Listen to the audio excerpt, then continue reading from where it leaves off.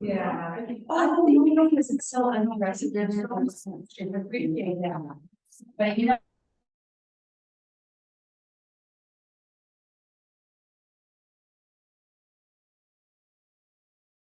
For like 97 recording in progress. So look at that. Oh, it's like CNN. I have my own earpiece now. So, well, thank you for having me, Jan, in Various Connections. And by the time we were together, it was like 90 degrees. And so now it's like 30. So, all right. My name is Roseanne Plant, and I'm thrilled to be here on Caregivers.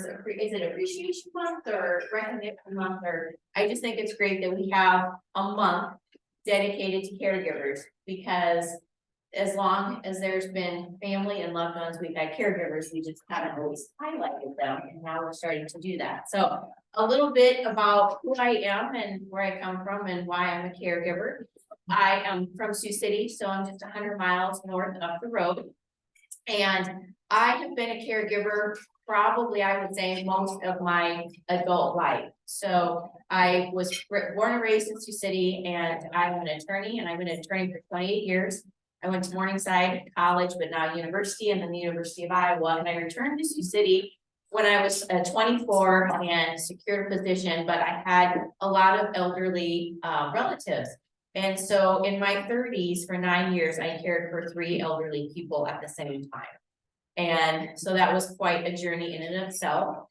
There was a little bit of dementia, but mostly my grandparents, they were just elderly, and we helped them age in place and then moved to assisted living. And then 2 of them actually passed away on hospice in my mother's home. So I was a seasoned caregiver by the time I was 39. And then I was fortunate enough when I was 41 to meet my now husband. And it was really a storybook romance. And I met him as I was a teacher and a professor at Western Iowa Tech Community College. And we were married, and we thought we had everything figured out, like we always do, right, in life. And we were married just over 2 years. I, at the time, was Mrs. Iowa International. And I'd like to introduce my special guest, which is my dear friend and my pageant coach, Troy. And so Troy and I were on this journey, and he was helping me with this new thing I was doing, which was pageantry and community service. And my platform was gardening, and it was growing food to donate to food pantries to help feed the hungry. And we started a group called the Green Ambassadors. And so we just traveled all over the state of Iowa in 2016. So it'll be coming up on 6 years. And one day my husband, who was a plant engineer for Palmer Candy Company, you might know the Twin Bing, he was on his way to work at 5:15 on the morning of November 16, 2016, and a city of Sioux City bus ran a light illegally and struck his Chevy Tahoe. And I won't show you what was left of it, but it's a devastating picture. He was extracted from the vehicle, and there was a knock at my door. I was unaware of it. There was a knock at my door about 2 hours later, and it was a sheriff's deputy, and he had his driver's license in his hand. And I think at that minute, I knew my life was about ready to change. So I drove to the hospital, where he was in the emergency room with 2 shattered legs. And it was not until after his legs were repaired 7 hours later that a neurologist came in and presented me an x-ray, which I really didn't understand at the time. I didn't know what a closed head injury was, because all I knew was that he was fine from here to here. He had 2 shattered legs, and he didn't look as terrible as I thought he would, laying on the gurney in the emergency room. He had a huge contusion over his eye, but other than that, they had said, we think his head's fine. And I didn't know anything. Well, they said he had a traumatic brain injury. It was an axiom shearing. For those of you that don't know what that is, because gosh, I didn't. It means that our brains sit on the top of our spine, and there's all these little neurons that connect us. It's like a network. And his brain bounced from one side to the other and back, and so all those fine neurons were torn. And they told me that I should probably call the funeral. And I'd only been married 2 years. So I went home that night with a very dear friend of mine, and we decided to get a second opinion, which we did. And they got a shunt in his head the next day, and that will be 6 years coming up. He had a difficult journey in front of him, and we were discharged on December 19th to a place called Madonna Rehab in Lincoln, Nebraska, which I didn't know existed either. And so some of you might know it's a great place of miracles. And we literally started the first day of therapy in the hospital was 4 people holding him up and holding his head up. I mean, that's where we started. And when we went to Madonna Rehab, I will never forget the first day of assessments. He sat at a table and he could not take a tiny little block and move it over a tiny little partition, put it in a little dish on the other side. And that's where we started. So today he is home. He's a little tired because he was doing a bunch of things around our home.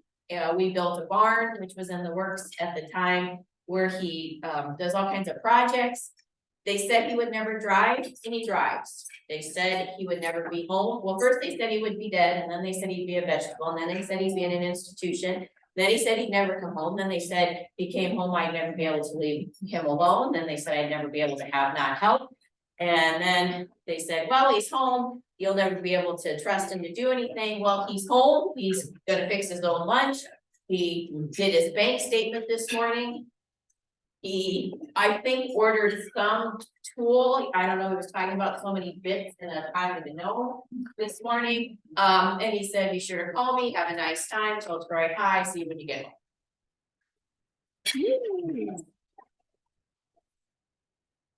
Last week we were in Disney World and he did 2 parks and 17,000 steps in the day. So how did we get there? Well, as you all know who are caregivers, every day, lots of therapy. So today I'm going to talk about garden therapy. And what happened was I was Mrs. Iowa International. And so we were talking about gardening, and during the process of rehabilitating him, and we'll talk about this, we had to figure out a way to keep his interest. Obviously, therapy is important. We still do therapy to this day. Therapy gets old, monotonous, doesn't it? For those of you who have been through it with a loved one. So how do we keep somebody motivated? Well, I used a tractor. He had a tractor collection, and I said, if you want to ever drive your tractor again, you'll do this, okay? But I added a plank to my platform. So somebody said, how do you get elected? I'm not running for office yet, but so the banner on that I'm wearing is I'm Mrs. Midwest Agriculture America. It's a pageant system where we do have a pageant, but we have community service, we have a platform. And so my platform is growing food to feed the hungry and garden therapy. That was another plank I added. And so Chad and I developed a garden therapy program that worked for him. We worked with Briarcliff University in Sioux City, their PT program, and now I go out and I speak about gardening as therapy. And we primarily focus people with brain injuries or strokes, but it can be for anybody, okay? I also have a side interest in gardening because I am an Iowa Master Gardener and a conservationist. So that's where my interest. I'm a woman of many hats. I guess I get bored quickly, so I have lots of interest. So thank you for asking me today. So what is gardening therapy? What is it? Well, you know, the specific, you want a definition, I've got one for you. Some people call it therapeutic gardening. I think that sounds too fancy, but if you want to call it like that, okay? They're interchangeable, and really we're using planting gardens to improve health and well-being. That's it. My grandma was the original master gardener. She came from Poland when she was 4 years old, and I learned at her knee when I was a kid. I had no formal training then. Wasn't until I became a lawyer and I wanted some therapy from a stressful job that I went back out into the garden. So therapy is gardening has always been a great therapy for people. Why? Well, you get sunshine, right? Vitamin D. You get to dig in the dirt. I always loved to dig in the dirt when I was a kid. Actually, you get microbes, and you don't know this, but there's good. When you dig in the dirt, it releases, you know, the good endorphins and all of those things. I'm a results-oriented person. Anybody else about results? I like to do something and see the result, right? Do this, and so that feeds all those different parts of it. But it improves our health, getting outside, getting exercise, using our body, strengthening our core. But it also, what mental health is as important as what physical health we're deciding too. And it is a therapeutic modality. Okay, and the American Horticultural Therapy Association has defined who can teach it, and they have these, if you want to go there and click on the link I provided for you, But here's the deal, you don't have to be a horticulturist, you don't have to be a master gardener, you don't have to be any of those things to fold in therapy, garden therapy into your plan as a caregiver. So, next slide. What are the goals of garden therapy? Well, it's to improve our physical, mental, and cognitive health, okay? And it is especially helpful for people with long-term physical disabilities or mental health disorders. So my husband's always gonna have a brain injury, okay? I think the thing that drives me the craziest is people see him in a grocery store and they say, oh my gosh, look how good he is, it's all over, right? Anybody ever had anybody say that to you? It's all, no, it's never all over. We can be positive, okay? We cannot let what got us here today, you know, define our lives. I never ever wanted to give the power of the accident. I never wanted to do that. I never wanted to say the accident ruined our life. I fought against that. And on the bad days, you know, that thought creeps in, but you're always gonna have it. So, but the nice thing about garden therapy is you don't necessarily need what? Equipment, therapists, people, you just need a green space, right? And that could be a park, that can be a spot in your backyard, that can be somebody else's area. People come to my house, we have 10 acres, we live outside Sioux City in Hinton, Iowa. And I have a koi pond and formal garden and a veggie garden, all these things. People come and just like to sit in my backyard. And I'll talk about how that in itself is garden therapy. So that's just simply our goal, to use the garden to improve all of those three things. I gotta keep track of my time too. Okay. So, this is an example how therapy can support an individual therapy goal. So here's two examples. And I'm sure some of you are used to this. Dad had what we call fine motor skill issues.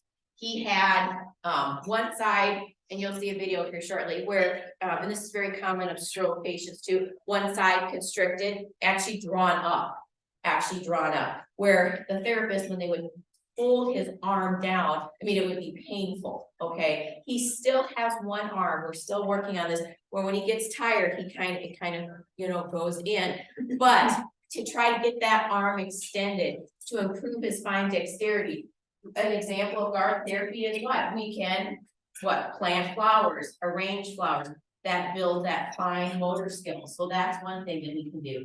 Some other things that it can relate to, you can take something in the garden like digging or lifting or the fine motor skills and connect that to things like dressing or feeding, okay? Holding a tool can get us involved in our hands working again so that we can pick up a fork properly, okay, a glass. So these things can be what I call mainstreamed into other parts, you know, the what is it, the activities of daily living, right, the ADLs, we all know what those are, ADLs, okay. So, next, who does garden therapy help? Well, everybody it can help. It's in rehab hospitals, outpatient clinics, people are doing it in schools, okay? Who is it for? You know, we've got everything from, you know, it's in prisons to help prisoners, day programs for the adults with intellectual disabilities. We're seeing it all over. I think all of the topics today that I read, I think we're seeing them mainstream more and more. So, one thing I wanted to say that individuals that benefit from garden therapy really do include brain injury, spinal cord injury, and those recovering from stroke. Homeless, veterans, incarcerated, children, adults with mental health. It is incredibly helpful we're finding for folks on the autism spectrum. And I'll talk about why, because it not only helps us build our physical, but it helps our mental state and it calms our mind as well. So that's new. So how does it help? How does it help? Well, when you go out into the garden, anybody here a gardener or like to be outside? Okay, so why do you like to go outside? Why do you, I mean, because it's hot and buggy and nasty, and why do when people say to me, why do you go outside? Well, like you said, when you get your hands and feet in the dirt, there's something that releases there, the act of preparing the ground and the seeds and then what it produces and the act of nurturing those plants and then the production of what they give back to us. It just is never ending. Right. Yeah. So yeah, it gets you out and it, once again, it's results orientated. How many people would say that gardening was something you did before you were a caregiver or with your caregiving person before they needed care? Yeah, it links us to something that was important for us. It links us to something we used to do before. So it brings back normal. Anybody else chasing normal? Right? I know I chase normal all the time. Well, what is normal, right? But it brings us back to an activity for my husband and I, something we did before the accident. Because for those of you who become caregivers in a traumatic situation or unexpectedly, your life is kind of divided into before and after, are you? Just like the world is before COVID, after COVID. I think it takes us back to a time where we didn't have these things. And so that's also a positive as well. So research studies have shown what are all the benefits of gardening therapy.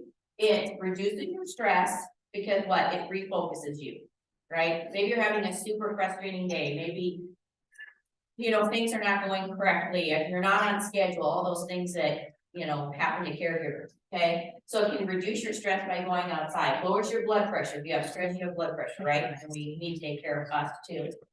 Decrease feelings of fear, anger, and sadness. And if you can't move the little ball or you can't do whatever in therapy, if you can go outside and plant a flower, it increases people's self-confidence, okay? So where normal therapy is frustrating for people, garden therapy, it nurtures their soul and their self-confidence. And y'all know with the people you take care of, if they have better self-confidence, they're more willing to what? Continue with the therapy. What's the number one thing when therapy doesn't work? Anybody? When does therapy fail? Huh? Depression. Depression, people want to stop, right? My husband and I knew a couple at QLI. So after Madonna, we went to QLI here in Omaha and we met a couple, and he is light years behind my husband because he gave up. He simply doesn't do the therapy anymore. We've invited him to our home for different, you know, events, and she's like, I can't even get him up and get him in the shower.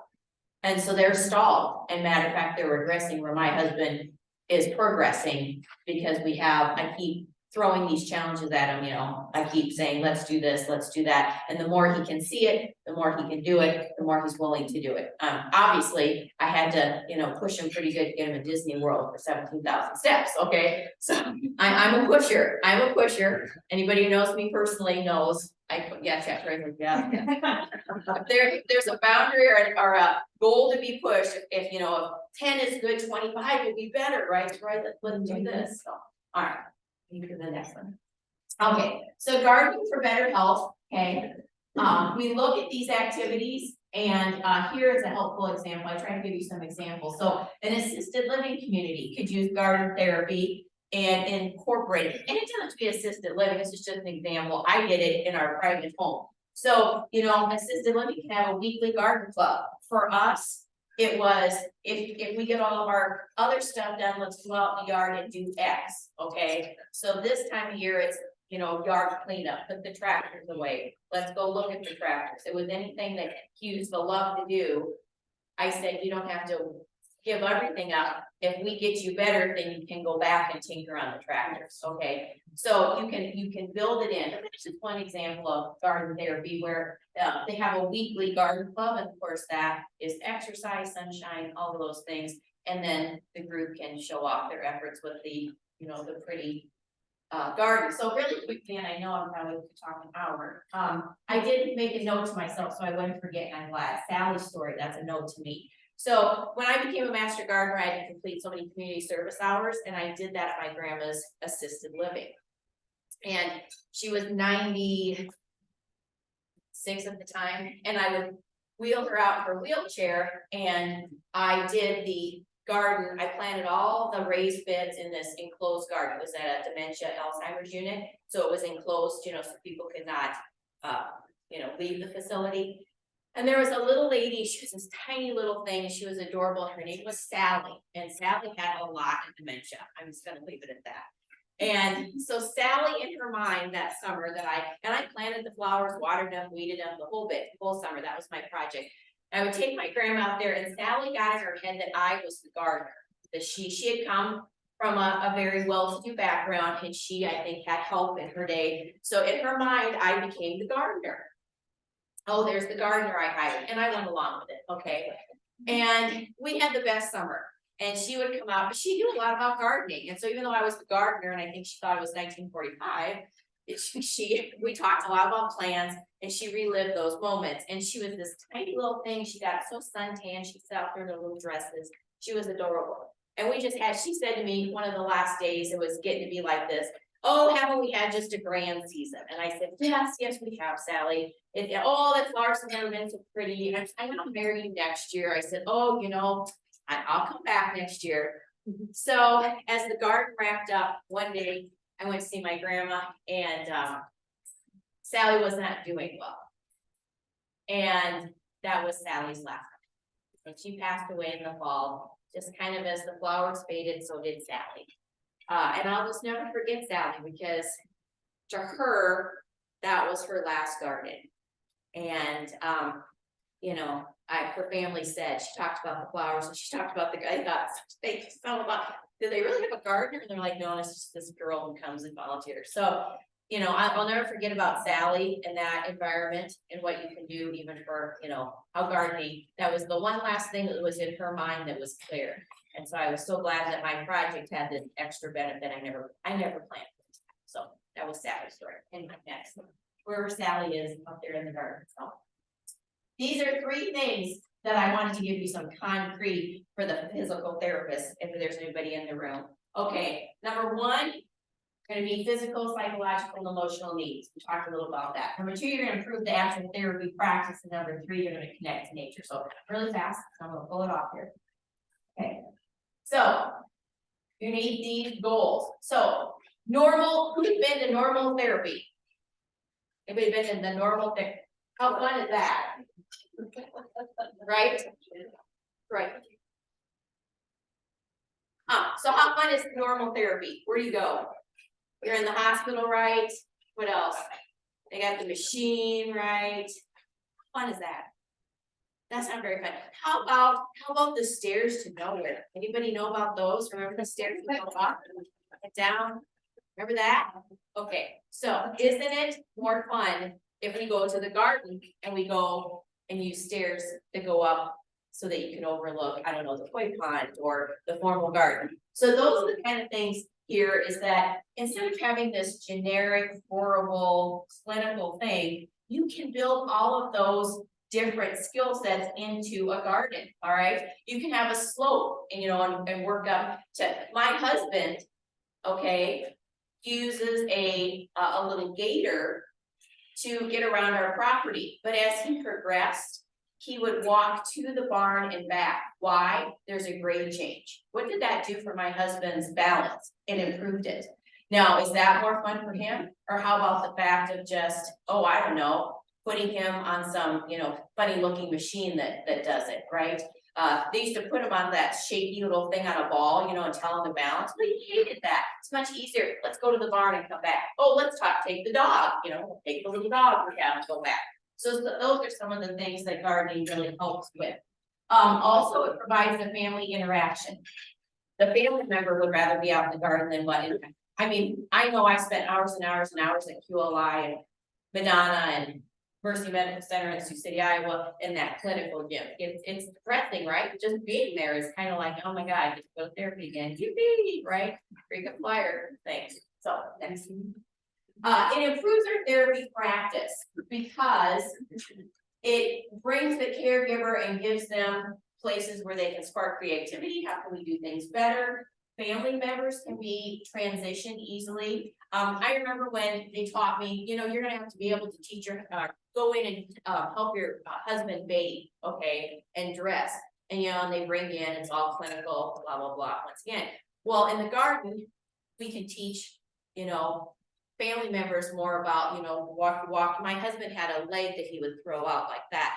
And I would say, no, straight, honey, straight. And we would practice. It was much more fun in the garden, walking a straight line on the garden path than it was in the facility. So once again, it improves our practice, okay, and gets the family member involved. And it connects us to nature, brings us back to normal. We all know as caregivers, if we're a caregiver, we're probably never going to go back to normal, right? But it helps us establish a new normal, or it brings a little bit of that past back in. And I think that that's a good place to go. So, what are, I have 4 minutes, yay. Okay, so I want to show you a little picture of my husband's garden project that started this garden therapy journey that we're on. So this is my husband in the spring of 2017, so the accident happened in 2016. And this is 2017. This was a helper that we met at QLI, a staff member. That's my husband. As you can see, he was in a wheelchair. The one side, you can see his arm, there's severe drooping there. He could walk 30 feet at this point. He could stand unassisted for maybe 3 minutes, okay? We had hit a wall with him, and they said, what do you think he would want to do? And I'm like, hey, why don't we do garden therapy? So we had a friend who had built some raised beds at a Catholic school in Sioux City. I had him send him the dimension, and this is Chad and the helper. I wish I could remember his name. He was a sweet guy, but there's my husband, and they're starting to build it. You can see there's some clamps where they had started to build. So, what else does garden therapy do? It got Chad back into doing what my husband does, which is tinker and build stuff and fix things. That's what he did. Okay, so here we are. This is therapy. Where are we at? Menard, I think Menard's here in Omaha. And he is picking out boards, okay, that showed him something he could do. We practiced and saw if he could do the math. Okay, if we need this many boards, okay, how long of the boards do we need? How much lumber? Can you do that in your head, honey? And he could, okay. And those are all, that's all therapy. That's all therapy. So, he didn't like some of the boards, and so he was making sure they were straight, all right? And we just let him go and do. So there they are. That's not his purse, that's mine, just FYI. So back. He's like, great, can we show him if we have a purse? And then, oh, here's a big one. He's using a power tool. Do you know how to use a tool? Do you remember? Can you do it safely? Okay. And anybody knows the drill is heavy, right? We made him put the drill bit in, find dexterity. Okay. And then there he was. How are we gonna adapt to our new normal? Well, I want to use my tool, but maybe I have to do it different. We worked on that. Adaptation. We all know that's important in therapy. Okay. And then I think this is the video. Can you click on it? Yeah, this is a short video, and I was not real good with my camera. This is a video I made for our Facebook group that followed us.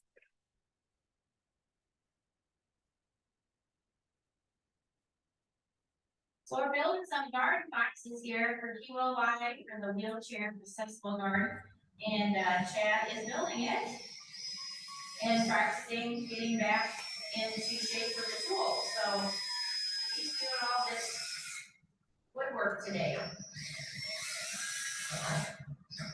And he's doing great. And just so everybody can see, this is the Jeremy Malinowski design from Modern Day in Sioux City. So we want to give a shout out to Jeremy Malinowski in Modern Day Catholic School in Sioux City for lending us the pattern that they used.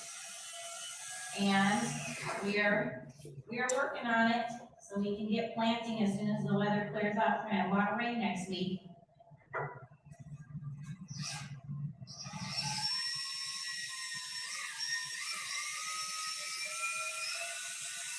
It's really good hand control. I need you to say hi, everybody. All right, we're gonna get back to work. Okay, so there you can see he obviously looks diminished, okay? He couldn't really speak very loud. He's got that drawn in hand, okay? And this is today. Or this was about a year ago. It would even be better today. My favorite garden helper. The wheelchair is long gone. The cane is long gone. That's him being a smarty pants, because he is a smarty pants. Coming from the screen. What? Oh, yes. From the screen. That's him today. That's a picture from our acreage. That's a matter of fact, we've replaced, that was last year, and we replaced that arch, and he built the landscaping around the arch. So, okay.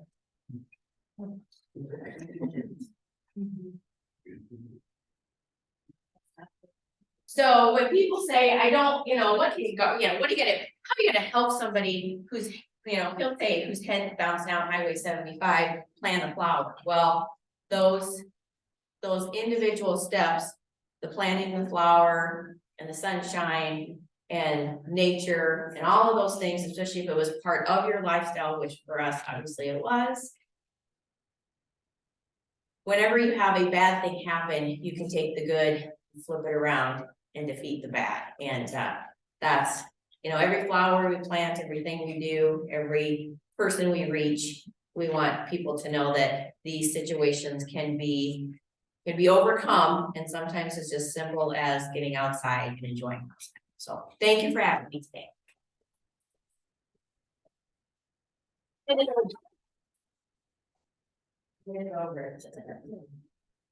going to take this off.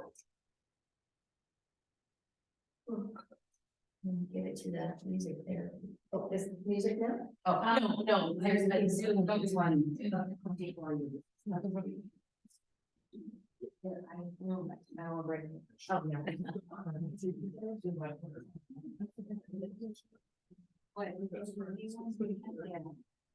Yes, yes. Thank you. So is Kendra going to present by Zoom? Yes, hi there. No, she's in. But is she going Hi. to present by Zoom? Yeah. So we need to bring Zoom up on there. You need to log into Zoom on your computer.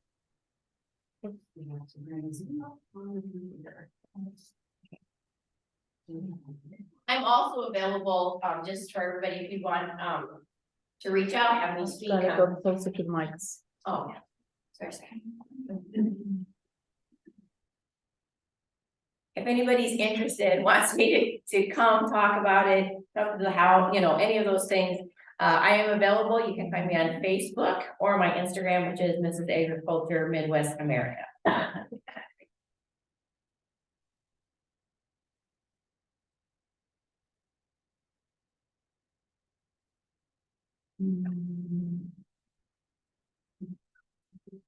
Recording in progress. So how do I do this?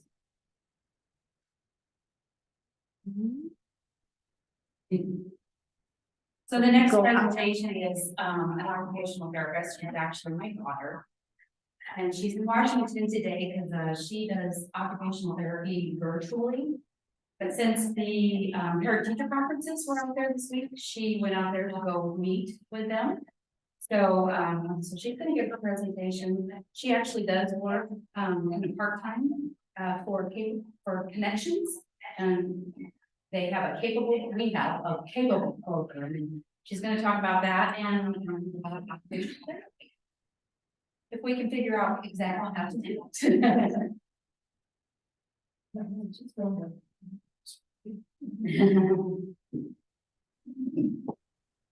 Can everyone hear me okay? This is second with the.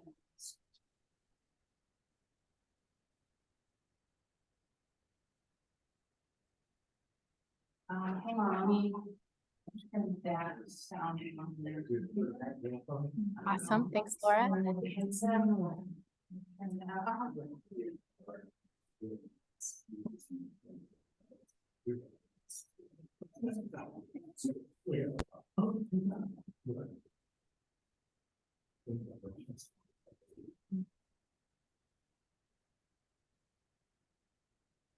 Okay, go ahead, Kendra.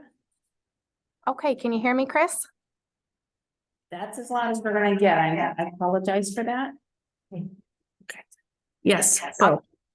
Okay, I can try to talk a little bit louder if that would help, but hello to everyone, both online and at Tish's. As Jan or my mom said, my name is Kendra Foster, and I am an occupational therapist. I am, like she mentioned, at the schools today, so if you hear some craziness or kiddos or bells ringing in the background, that's normal. So nice to be here today to talk about occupational therapy as part of this World of Therapy event. Occupational therapy is very near and dear to my heart. I loved hearing about the garden therapy, and wow, what an inspiration Chad is. And that some of that kind of ties into some of the work that I do. So what is OT? I'll go ahead and start with my, I don't know if you have the slideshow up, but what is OT? Occupational therapy. We are part of the rehab team. So alongside physical therapy and speech therapy, we work all together as a rehabilitation team. Occupational therapy, there it is. Thanks, Chris. Occupational therapy really focuses on the ability to do the things that we want and need to do every day.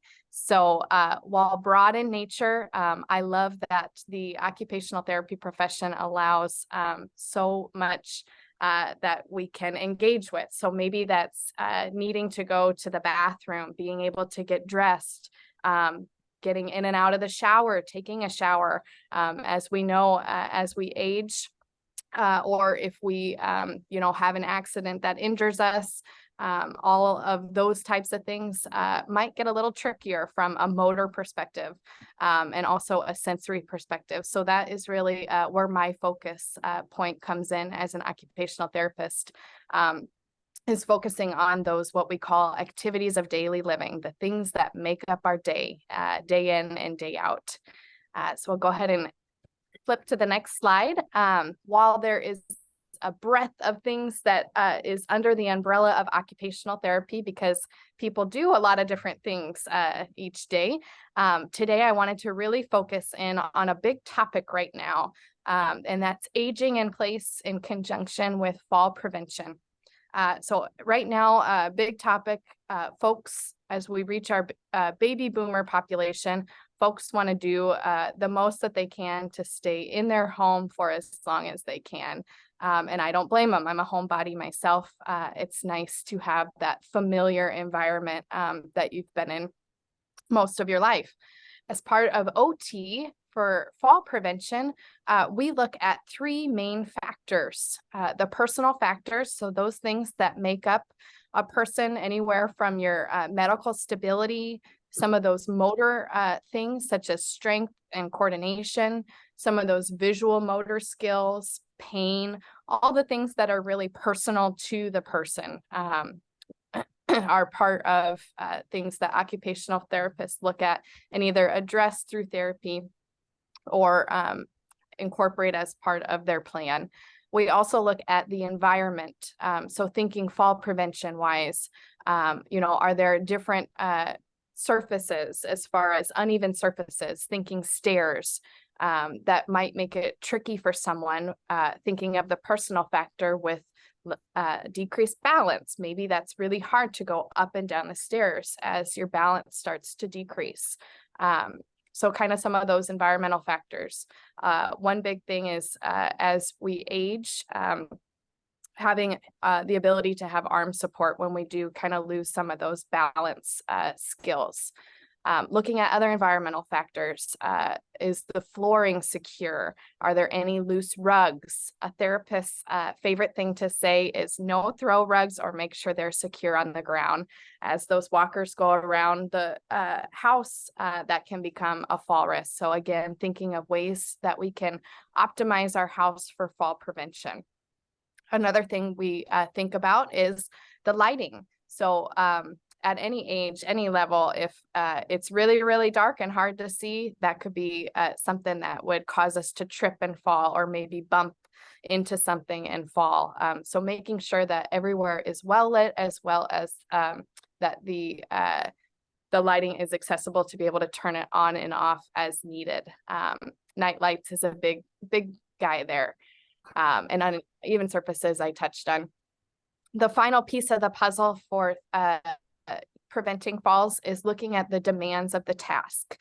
So the action itself, does the task require a lot of bending? As we age, those backs tend to get a little more sore. Some of that good old arthritis. So, you know, looking at the task, does the task require a lot of bending? If so, what are some things that we can do to help to make that easier? Does the task require a lot of lifting? Again, what are some things we can do to kind of diminish some of the task demands? How do we do that? Either through that personal factor of strengthening or addressing through the environmental factor of maybe there is some equipment that can help. Another big one that I have seen a lot lately is that low and high item retrieval. So getting things like in the kitchen from way up high, or maybe some of those canned soups that you have on that bottom floor in the way back of your cabinet, thinking of the demand that the task requires. Pulling all of these together as an occupational therapist, I look at how to optimize someone's ability to age in their house, reduce their risk of falling, identify some of the risks, and work with the client or patient on you know, problem-solving solutions to either some of those personal factors or environmental factors. All right, I'm going to head on into the next slide. I wanted to share with everyone a very good local resource. This really touches on some of that task demand or environmental piece. Like I mentioned, as we age, our sensory skills start to decrease in nature. That's just the nature of it. Our vision might start to decrease. Our hearing, we might start to decrease balance-wise.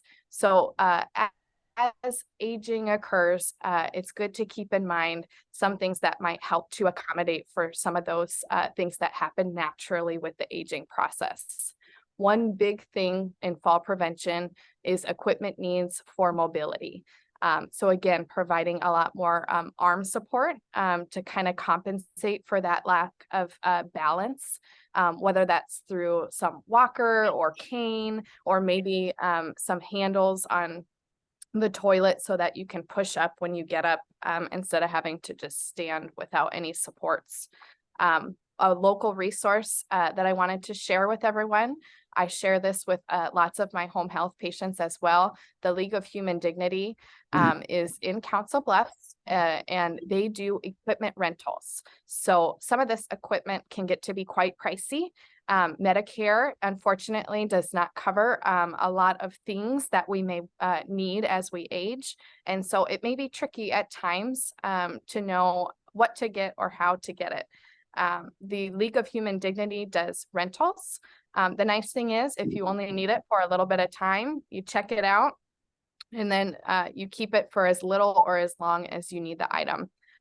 Most items, they charge a flat rate of between $5 and $10, depending on the item. Some go a little bit above that, but to be able to rent something for, like I said, as little or as long as you need. So if anyone has a need for any equipment items, I put a picture on here of just a sample. They have far beyond this available, but I just wanted to make sure I touch on this as a local resource to all.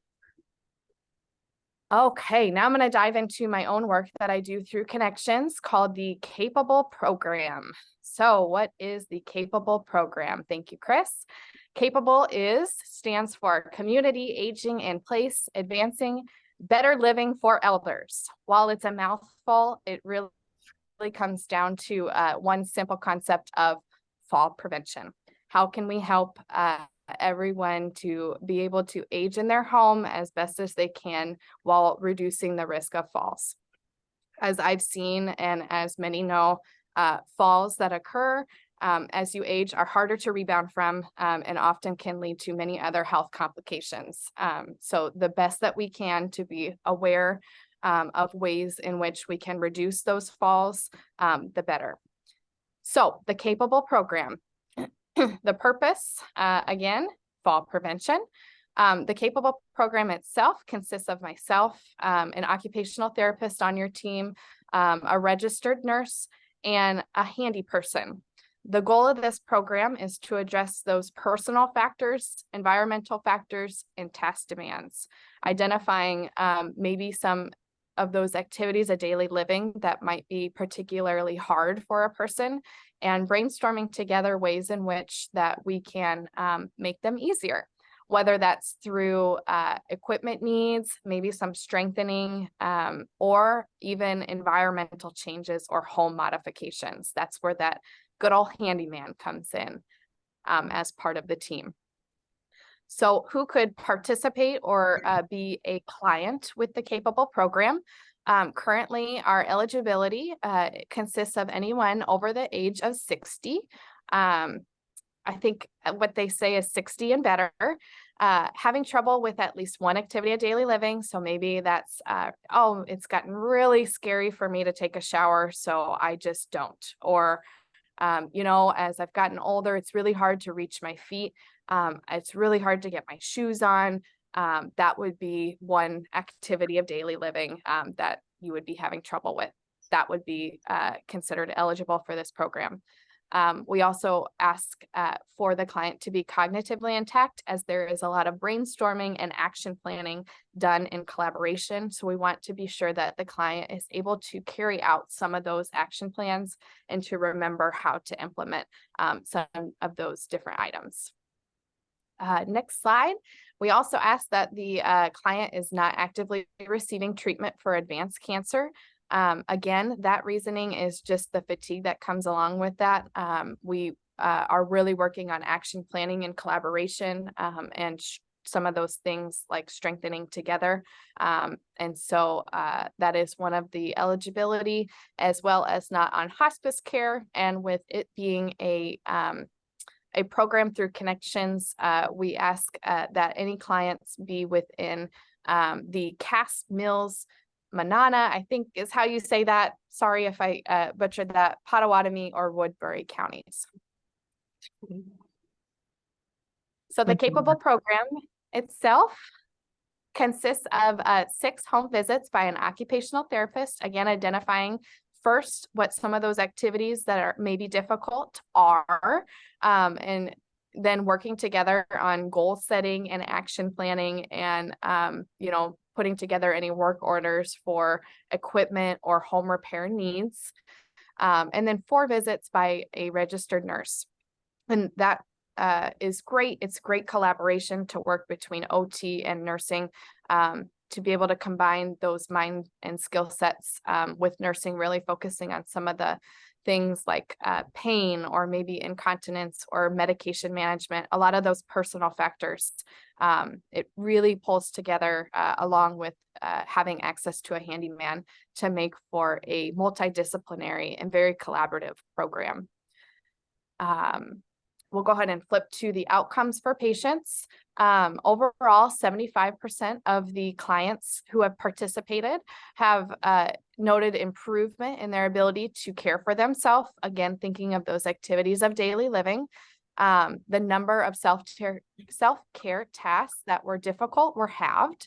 A decrease in depression, and preliminary results, because this is research-based, suggest that Capable cuts inpatient costs, so having to go to the hospital, by 34% overall. So I know I'm getting close to my time. I just wanted to go ahead and share a quick client that participated in the Capable program.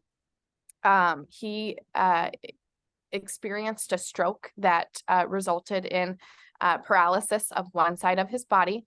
And so he decided that he would like to participate in the Capable program.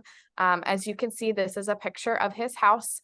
In working with him, we were able to identify some of the environmental barriers that really made it hard for him to do things by himself. So one of the things that was identified was when it would snow or rain, it was really, really hard for his wife to be able to push him up and down the dirt, or part of it was dirt and part of it was very cracked cement. So we brainstormed together and thought of ways in which we can improve that, added some cementing work to the area to again decrease the amount that the wheelchair was digging into the dirt, and making it easier on his wife overall. Beyond that, there were items that we addressed in the bathroom. His main bathroom was all the way upstairs, and so they makeshift bathroom and down on the main floor. But really had some troubles with accessibility overall. And so we were able to do some home modifications and add some equipment. So I can say he is showering independently on the main floor by himself. And so that is just one example of a client that went through the Capable program. And if you flip next, that shows kind of the before and after of some of that cement work. And just the difference that it makes in accessibility with wheelchair, being able to push it in and out of the house. He was a huge part of that team. We brainstormed lots of ideas of how to best adapt the environment for him, for his wife. And so that's the beauty of Capable, is it's so client focused.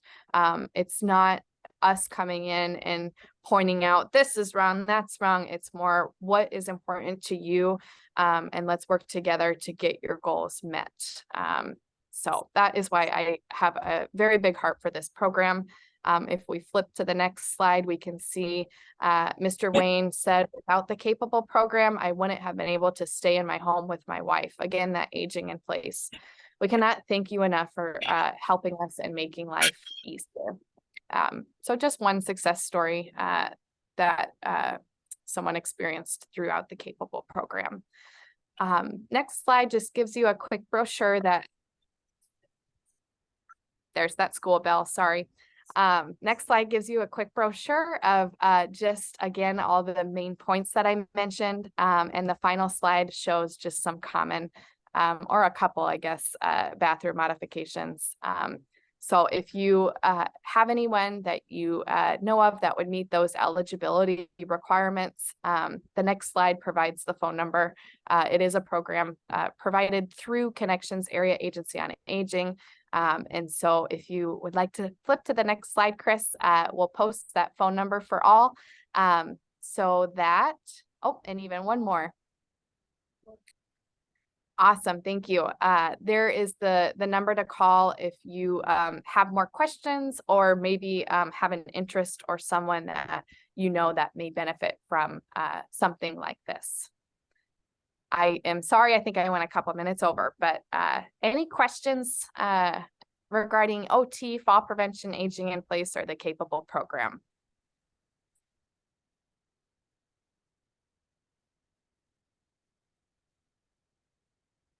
No, awesome.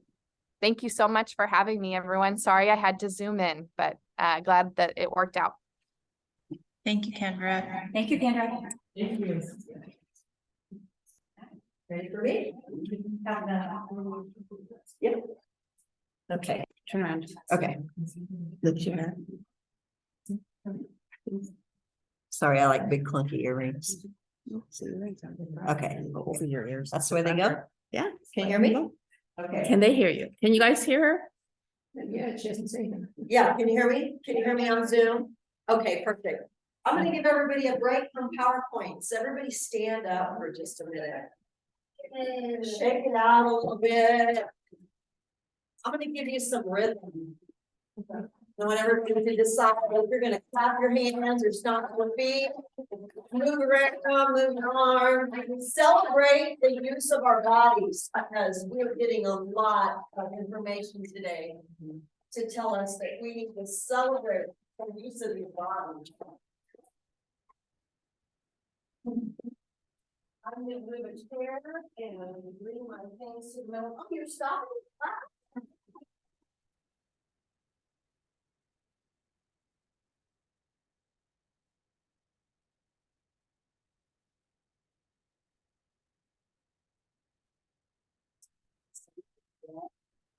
There, yeah, okay, great. Thank you.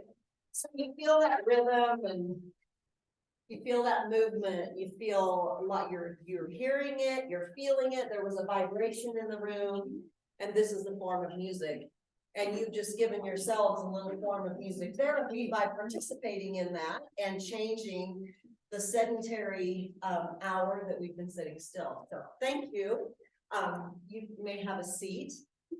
My name is Arlene Hall, and I come to you today without any formal credentials.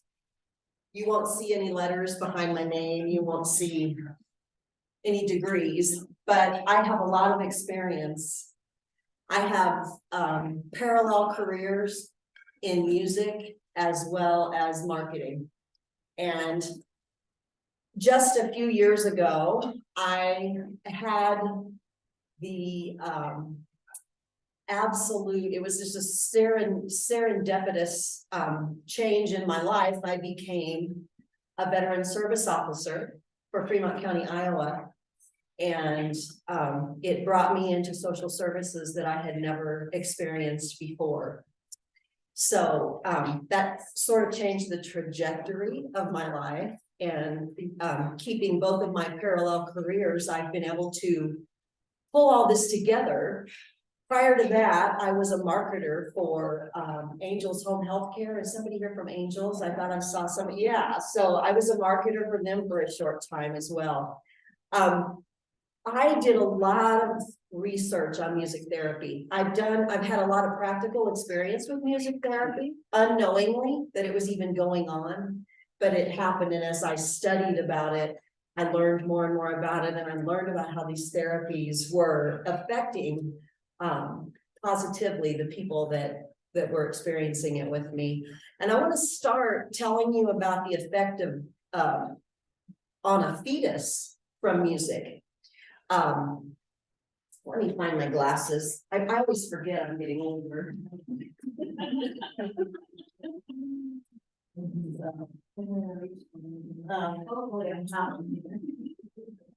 And forgetful. Has anybody seen them laying around?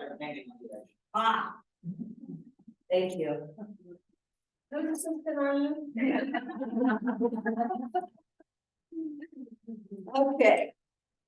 So I have lots of note cards because I do not have formal education, but I want to talk to you about the effects on the fetus. My babies, I am the mother of 4 children. I have 8 grandchildren, and I come from a 16-year-old mother. My mother was 16 when I was born, and I want to tell you that life is therapy. Life is therapy. Everything we do, we can't take a minute of it for granted. And music, I'm the 5th generation on my mom's side musician, and that has had such a positive effect on my life, along with everything else. When I say life is therapy, I grew up part of my life on a 10-acre farm, and I milked cows by hand, 2 cows by hand twice a day. It was great therapy for playing the guitar. So everything ties in. In gestation, 28 to 32 weeks, the fetus starts to hear. And in the amniotic fluid, music, as I said, creates vibration. It vibrates that. And they have noticed that the heart rate of a fetus begins to increase within 30 seconds of starting to hear the music. Also, that's at higher decibels. At quieter, lower decibel music, the heart rate then begins to drop. So you can see how music has can be used as that sort of therapy. There's a lot of information about that. I would encourage you to look that up. If you're a grandparent, a parent, you know somebody that's going to have a baby. And then I want to get into the benefits of lullabies. Well, if your fetus is hearing music, you know, and they recognize the father's voice, they recognize the mother's voice. And basically I'm kind of focusing on sound before I get into music here. It gives the baby the ability to process music in specialized areas of the brain. And isn't this interesting? Social connections, communication, coordination, and it instigates neurological and physical movement, stimulates the pleasure senses and hormones, and alters perception and shapes personal identities. Did you ever think that music was that powerful? Yeah, it is. It stimulates language development and cognitive development. In toddlers, it increases their sensory development, improves literary and numerary development. It is a mood lifter, and if you've ever had a toddler in a bad mood, just put some music on. It builds coordination, develops vocabulary, and keeps the child from getting bored and having a sense of depression, from that. So that's why our timeouts for our toddlers are so short. It enhances language and reasoning, memorization. It inspires improvement in tasks, coordination, achievement. It keeps people engaged. It reduces substance abuse because music actually creates the same serotonin rise that drug and alcohol abuse do. The difference is with drug and alcohol abuse, you use that to raise the serotonin level, and then the body or the brain loses its ability for the reuptake of that serotonin to give those feel-good hormones. And I'll tell you how I know that. I am the adult child of an alcoholic. As a result, I married an addict, and we wound up in some therapy. So I learned that. Hence my some of my uncredentialed experience. Music is a wonderful thing. It brings us joy. It helps us process feelings, even negative feelings. Therapy, and I'll get into the music therapy that I learned about, but music is a therapy without us knowing it's a therapy.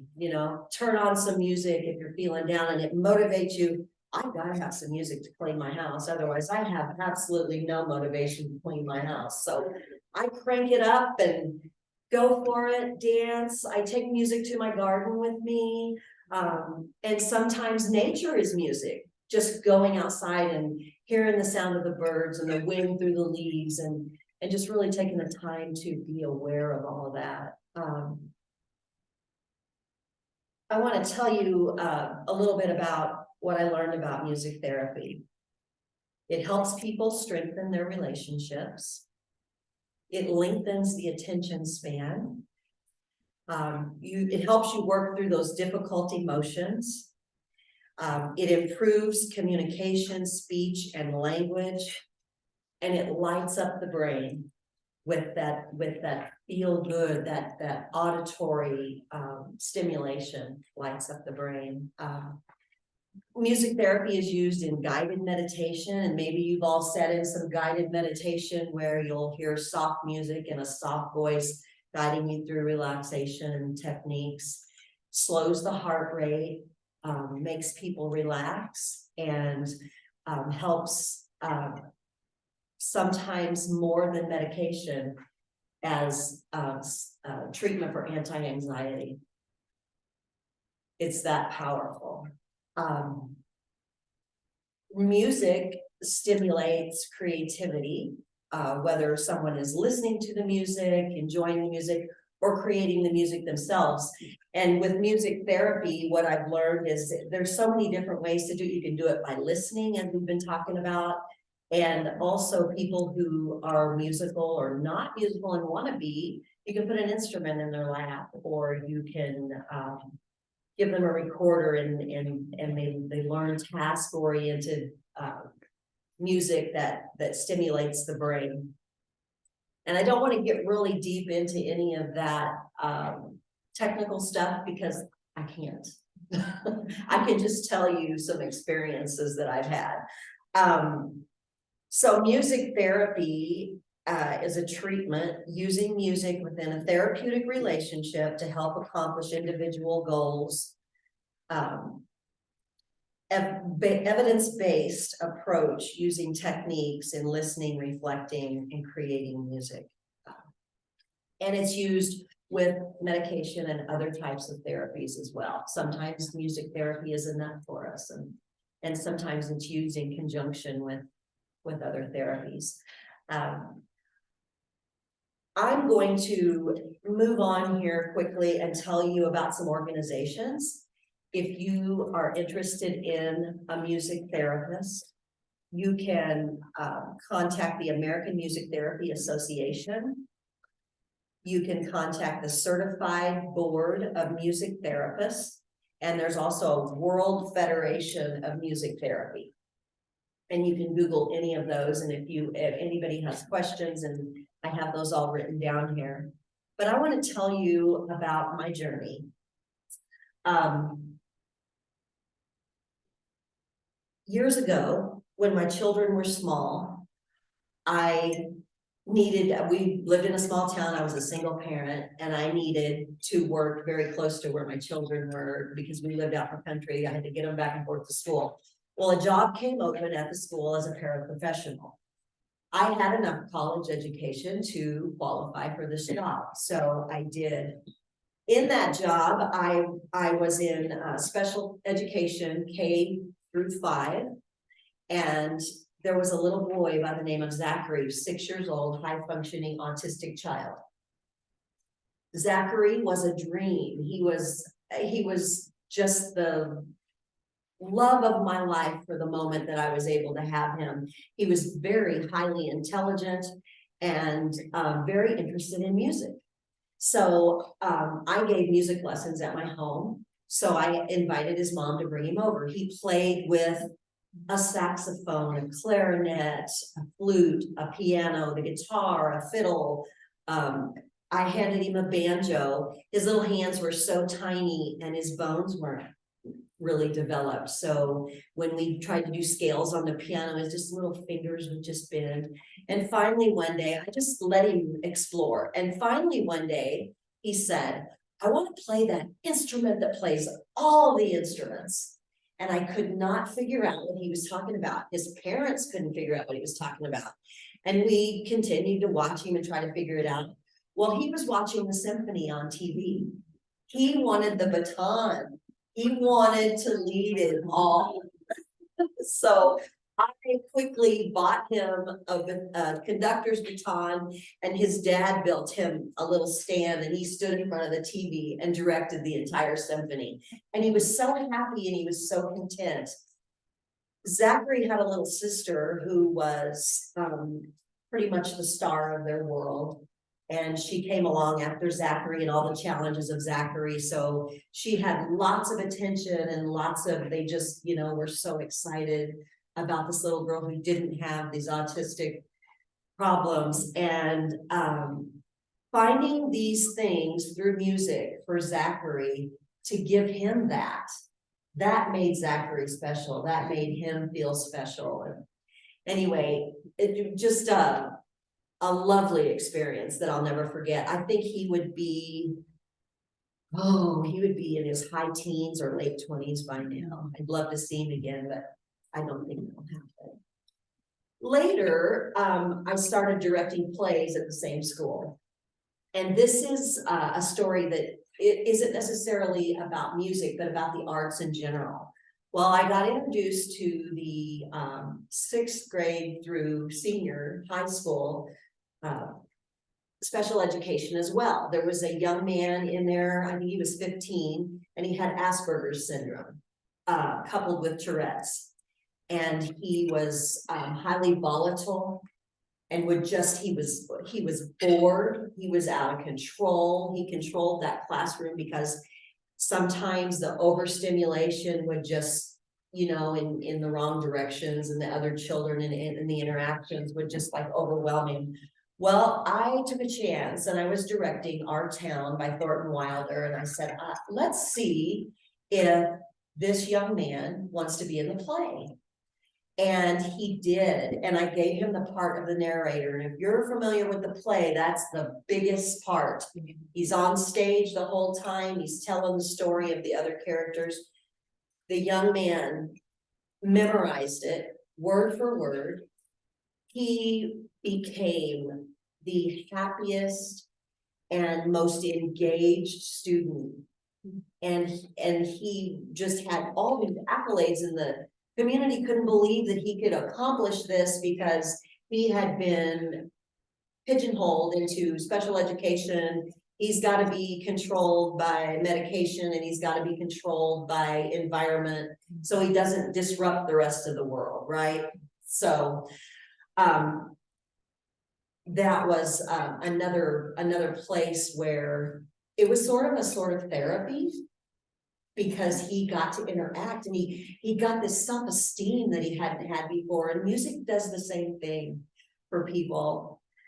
So time lapses on, and I'm struggling to make a living and going on with my life, and we went on, and I have 8 grandchildren, and I'm handing them all instruments the whole time, and when they're babies, I'm snapping my fingers to them, and they start trying to snap their little fingers while they're even in the infancy, you know, they mimic. And so all of my grandchildren have musical instruments, they sing, they're very outgoing.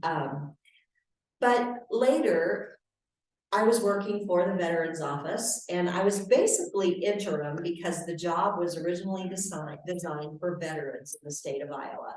No one had stepped up for this job, so I was fortunate enough to be in the right place at the right time and took it.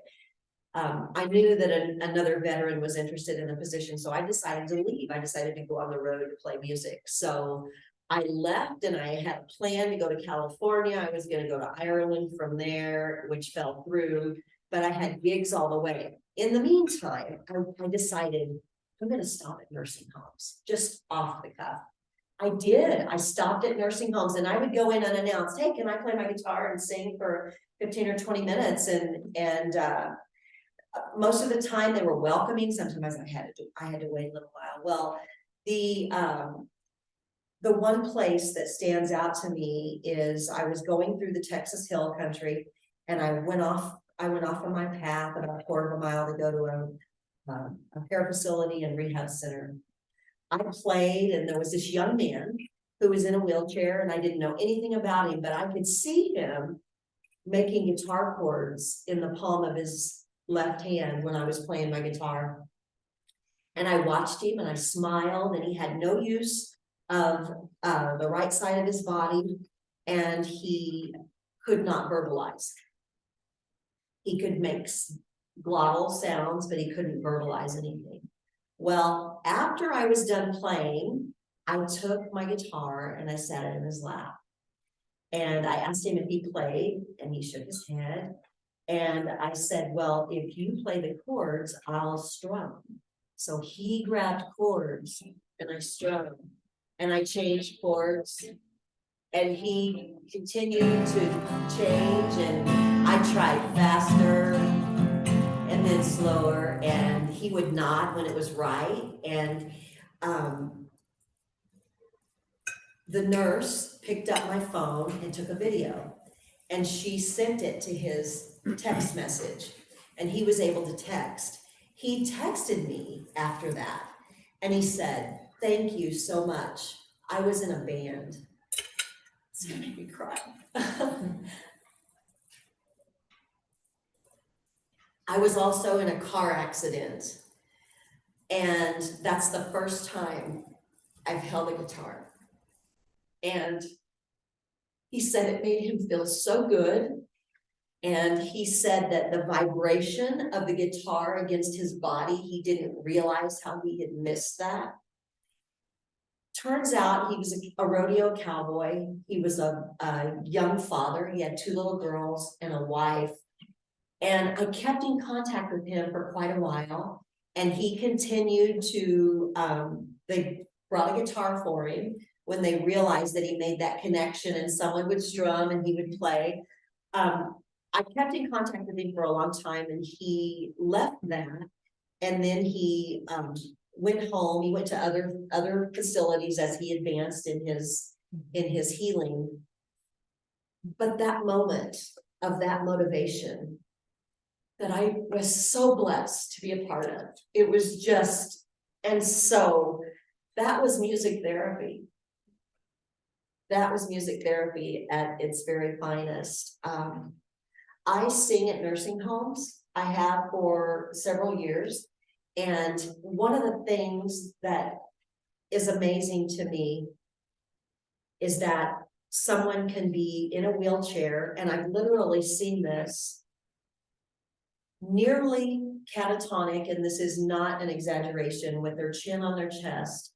And I begin to sing an old hymn, and they'll raise their head up and sing every word right along with me. Sometimes it just takes my breath and I have to just continue to play and listen.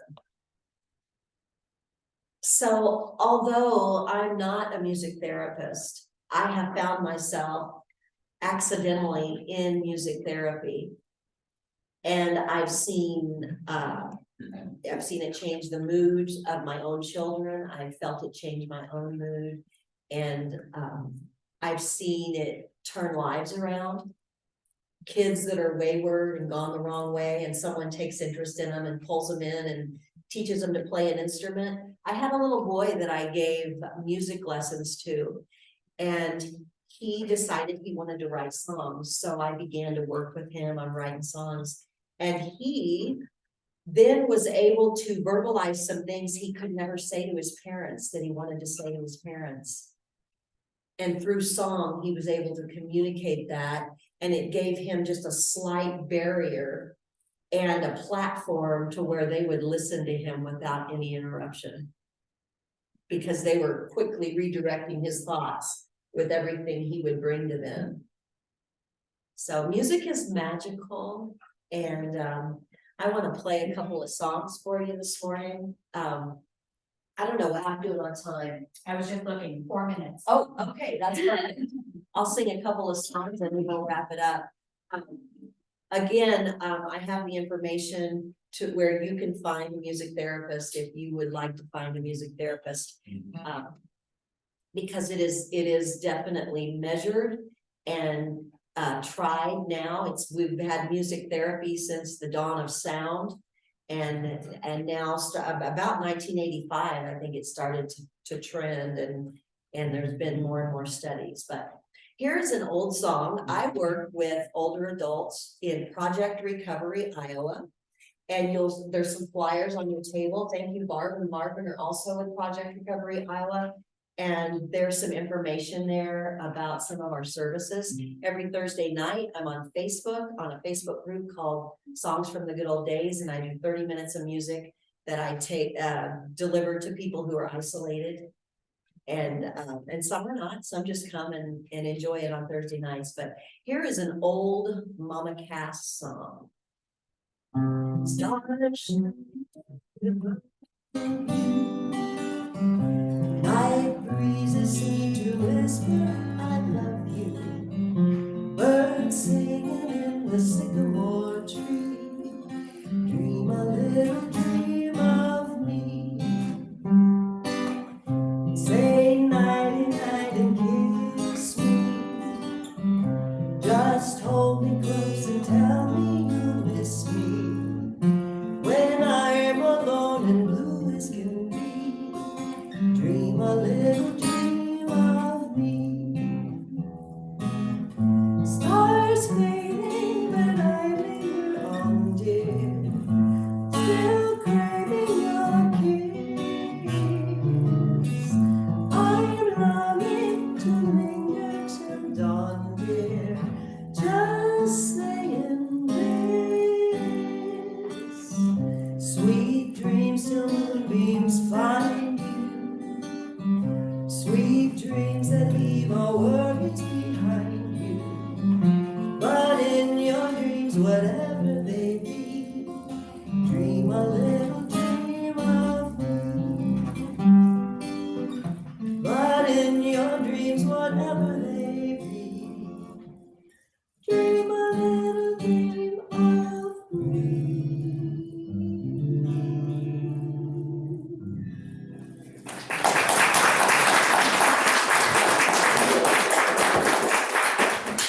I know, Luann, is that right? Lynn, you said that you pick up harmony. Would you please join me up here and sing some harmony with me? And anybody else who sings, if you want to come up and join, that would be wonderful. But I want everybody to participate in this one, and let's just do You Are My Sunshine. That's a pretty, and I'll depend on you for the harmony. Okay. You are my sunshine, my only sunshine.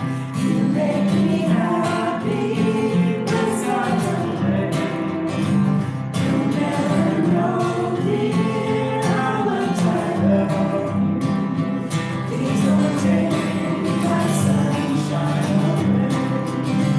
The other night, dear, as I was sleeping, I felt I held you in my arms.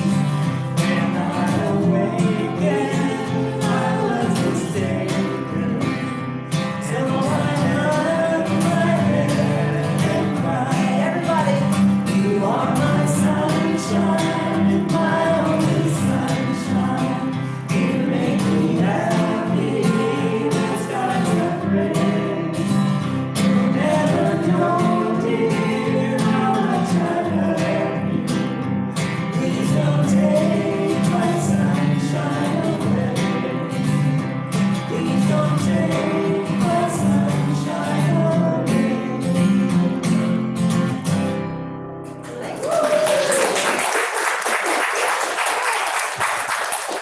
There's something wonderful about harmony. Again, you can reach us at projectrecoveryiowa.org, or you can reach us on Project Recovery Iowa on Facebook. There are a number of Facebook groups that you can participate in. Thank you. Thanks for having me.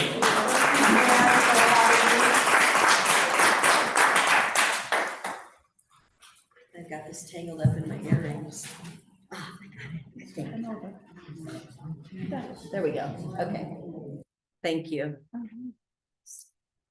Up and over your ears. It sits on the bone. I'll change the sound setting. Hold on. In a second.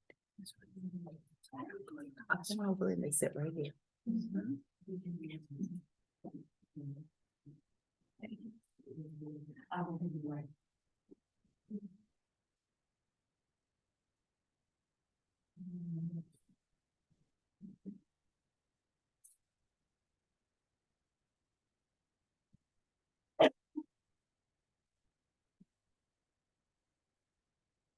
Are you ready? I think I'm ready, yeah. So I have lots of hard acts to follow. All the presentations have been amazing and wonderful, and I'm a physical therapist. I love hearing about all the other therapies that can really help people and help with recovery. So my name is Tracy Huppy. I'm a physical therapist and I work with angels. So nice, we have some people who work with angels and done marketing with them. So I do home care physical therapy with them. My background is I've worked in acute care hospitals, I've worked in outpatient clinics, rehab clinics, all different areas. And actually I worked in a school for a couple of years as well. And when you were talking about music and autism, amazing. I have worked with a lot of nonverbal children, and amazing what music did for them. It was very, very powerful though. What music can do, as well as the garden therapy. Absolutely. Some of the most amazing rehab centers have garden therapy, and it's amazing. So great to hear all of these topics. So I was asked to talk about anodyne therapy. Anybody familiar with anodyne therapy, peripheral neuropathy, diabetes? So I was asked to talk to you guys about anodyne therapy. And the picture on the right really depicts how people feel when they have neuropathy. They feel like they have stabbing pain in their feet. They feel like they have needles sticking into their feet often. So we'll go to the next slide. So we have our central nervous system, which is basically our spinal cord and our brains. Our peripheral nervous system are all the nerves that come out of the spinal cord. So it consists of everything else besides the brain and the spinal cord. Peripheral nerves are really responsible for helping us to have sensation, to sense vibration, to sense pain. They are very important, and more than 40 million people have peripheral neuropathy. So we think peripheral neuropathy is caused by diabetes, absolutely. 50% of all peripheral neuropathy comes from diabetics.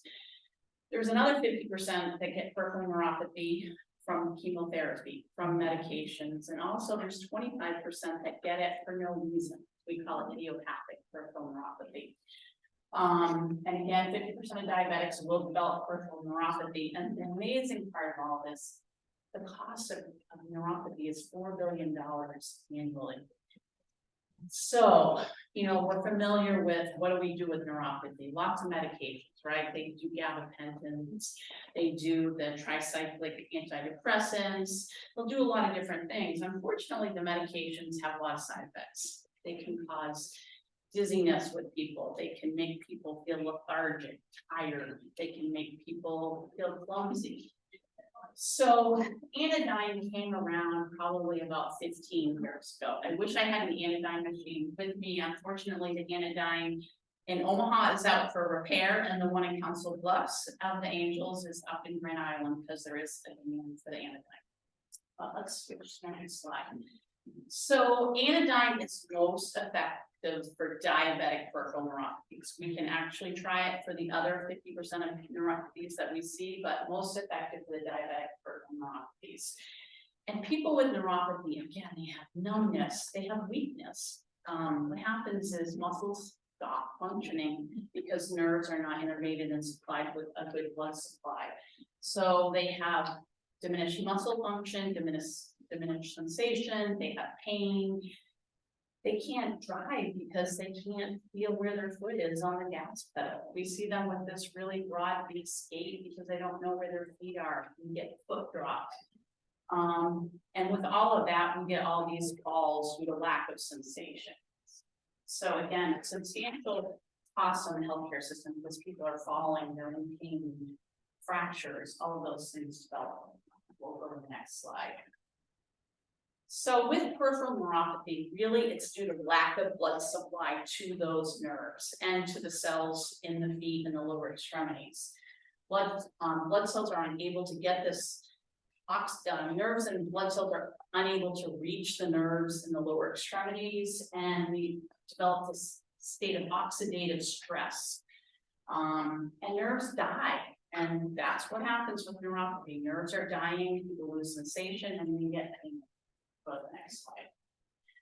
So one way to test for diabetic neuropathy or any type of neuropathy, you see those little filaments I gave you guys, the little cards, and there's a little,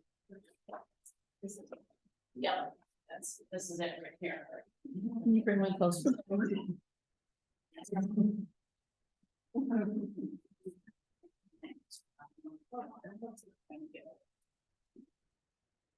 So these, you know, I bought a package of 40, they're about $20 on Amazon, and these are for you guys to take home. These are called monofilaments. Monofilaments come in different thicknesses. And what we do is we put that filament to the skin at a 90-degree angle, and we just kind of do a little bit of bend with that. What we do, and I gave you a handout, there are 8 to 10 areas on the foot that we sense to see if people can sense that filament on the bottom of their foot. We do 3 toes, we do at the bottom, the base of the toes as well. And again, we have people close their eyes and we'll say, can you feel that? This filament is called, it's a 5.07 filament. If people cannot sense that filament on the bottom of their foot, they have lost what we call protective sensation. Protective sensation is what allows us to feel a wrinkle in a sock, allows us to feel a pebble in our shoe. If we can't sense that, then we have lost protective sensation. And we really need to be very careful if we've lost that sensation. So you guys keep these. They're a nice way to be able to test sensation in the bottom of the foot, looking for diabetic neuropathy. And I gave a little handout again of where to test, but it's the great toe, the third toe, fifth toe, the base of the feet. A good way to test. And again, I just kind of depicted on how you do tests for that. Does the video work? We'll just play the video and we'll just show it. Next, we perform the monofilament examination. To perform the examination, you take the monofilament and apply it perpendicular to the skin. Pressing down, just to the point of bending. Hold for a second. We test both feet. Exam first on ourselves to illustrate to the patient that it's not painful, and then have them extend their hand. Apply the monofilament so they have a reference point from what normal feels like. Then we test 4 spots on each foot.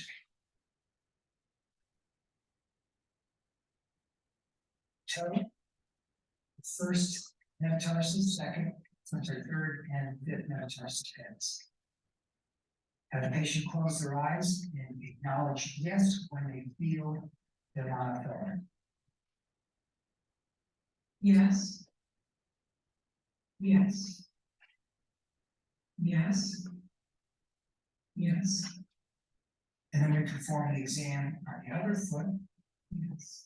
With a normal exam being able to feel the monofilament on all 8 areas. Okay, so that just showed you a quick way to test for sensation or loss of sensation in the feet. And this is what happens with diabetic neuropathy. People are not able to sense that filament on the bottom of their foot.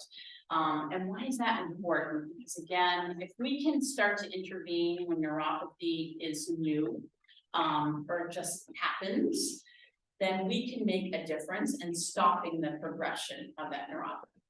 We'll go to the next slide.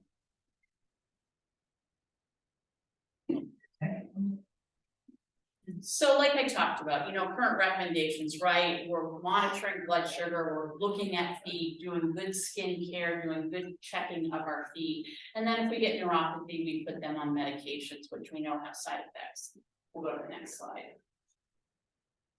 However, we can do things differently with physical therapy and diabetes and diabetic neuropathy. The first step is, it's a 3-pronged approach. The first step is 1, let's get them into therapy. Let's start working on strengthening and stretching those muscles that are affected because the nerves are not innervating them. We know they've died or are dying because of lack of blood supply. Let's start working on balance because we know balance is impacted with the diabetes. And then last, let's do some nerve glides. These nerves in people with diabetes do not stretch and glide like they do with people that don't have diabetes. So again, stretching, strengthening, nerve glides, and balance training.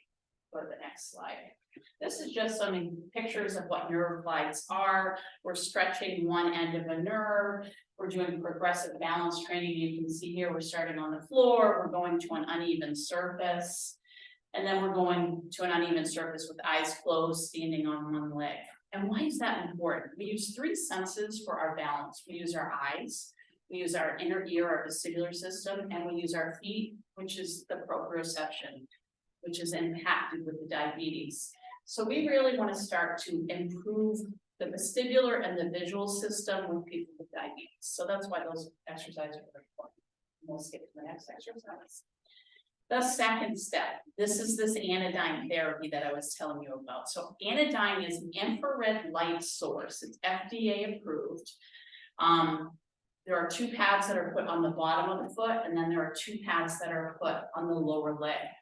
We apply this infrared light heat for 30 minutes, and we want to do a minimum of 12 treatments. The ultimate goal with this anodyne is to increase blood flow. Anodyne helps to release nitrous oxide, which helps to improve blood flow. And again, we want to do a minimum of 12 treatments. Next slide. So this is what the anodyne looks like. Like I said, I wanted to bring it, but I wasn't able to get one to bring so you guys could look at it. It is FDA cleared. It again temporarily increases blood flow to lower extremities. Helps to increase circulation, helps to reduce pain. There's about 14 research articles on the use of anodyne, evidence-based articles. Go to the next slide. So what do people experience? They might experience a slight warmth on the surface of the skin. It's actually quite comfortable. We use usually saran wrap around the leg, and then we put the anodyne on the bottom of the foot and the lower leg. Some people might experience minor pain at first, and that often is a good sign. That means that there's probably improving blood flow to the area, and people are starting to sense the nerves are starting to regenerate. Better outcomes, like I talked about, if you can get started with this therapy before it becomes a very debilitating neuropathy. So, you know, if you have somebody at home, you want to just go in with your little monofilament and test the bottom of their feet, and you think maybe their sensation is impaired, maybe that's a time to get them in to see the doctor, and maybe anodyne might be a great therapy to intervene with. There are some contraindications. It shouldn't be used over active cancer, it should not be used over the fetus, and there is a slight risk for superficial burn, but if people are saying that they feel a little bit of discomfort, the intensity can be turned down without a problem. So usually that is not an issue whatsoever. Next slide. So this is kind of interesting. These are some pictures of feet. So this is prior to anodyne. You can see lots of blue. Blue usually means not great circulation. Go to the next slide. This is blood flow following anodyne. You can see microcirculation. The red has improved pretty dramatically following anodyne treatment. And then we'll go to the third slide. And this is up to 4 hours after treatment. We're still seeing this improved blood flow, which helps with nerve supply. Go to the next slide. And again, the evidence might indicate that people might have to continue to keep using anodyne to reap the benefits with the anodyne treatment. So some of the newer research is showing that people are actually maybe purchasing an anodyne unit and using it daily up to 6 months, 9 months after trying anodyne in home care in an outpatient setting. Okay. I pulled out one study. It was done at the VA. It was done in 2015. They initially selected 30 clients, 21 were able to follow with the study.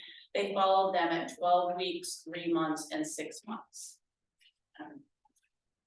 Through this, what they found, this Sines-Weinstein filament testing, they showed that they were able to improve the number of areas that they were able to sense with this testing following the treatment.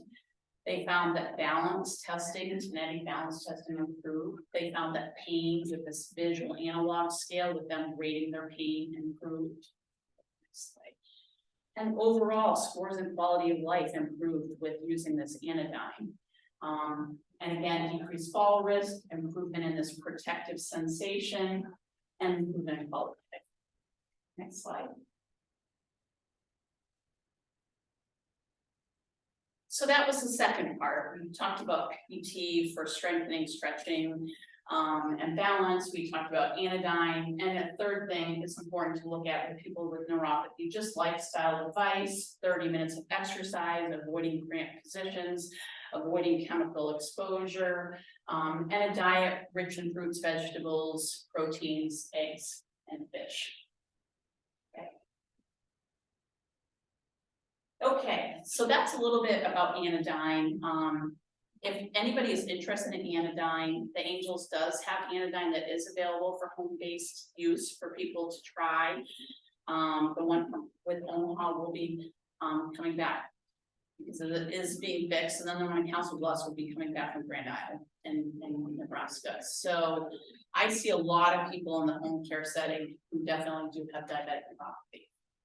When you spoke of neuropathy, I've known people who their feet and have actually had to have them amputated because they're not ready. Is it the blood flow then? I've never quite understood. What is it that, and would this be a part of avoiding something worse? Absolutely. So it's both. It's impaired blood flow, impaired circulation, as well as impaired blood flow to nerves. Yeah, so it's both. So anodyne could possibly help with nerve sensation and movement of nerves. So are you saying that I could, I mean, I don't have it, but I could get this from Angels, or if I have a contact that might need it, they could or best refer them back to their primary care. Yeah, so, you know, if they are getting home-based therapy through the Angels, they would need a referral to the From- Angels, yeah. From the doctor. But they could just ask the doctor for a referral for home-based physical therapy for anodyne, and that could be delivered at home for them.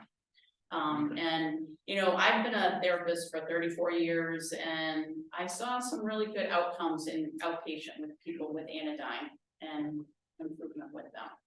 Yeah, but great question. So you could definitely just ask your doctor for a referral, and you would say physical therapy, anodyne.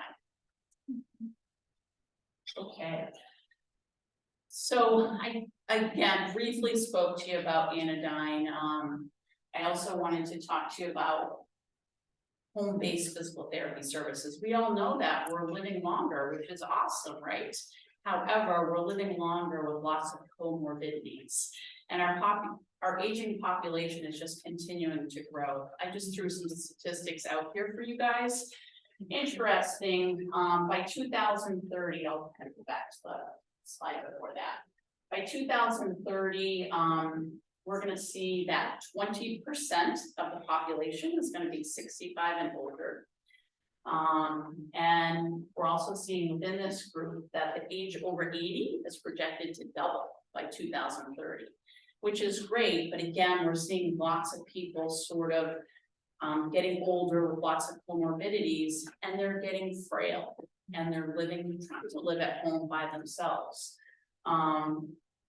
I think it's really important for home care, physical therapy, occupational therapy to kind of intervene and let people age in place, and we can make a difference in the home for them. And preventative efforts, like we talked about, like occupational therapy talked about earlier, really important, you know, trying to reduce or mitigate strategies and areas where people can fall. So again, those preventative efforts are really, really important. And here we go, the proportion of world population over 60 will double by 2050. And then over 85 is projected to triple by 2060. The number of individuals receiving Medicare is going to be 25% of our population by 2050, and it will account for 12% of our GDP. So we need to be in there helping people at home and helping them age in place in their homes.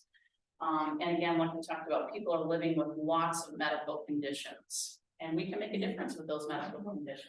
I'll go to the next slide. So what is frailty? Frailty, I see it so often in people that I see in the home. It's people that have weakness, lethargy, they're not hungry, they don't want to walk, they don't want to move, but they're still at home. And why is frailty so important to look at? These people are hospitalized, they have to have surgeries. We can intervene and try to make them stronger so they have better outcomes if they are hospitalized, if they do need surgery. Next slide.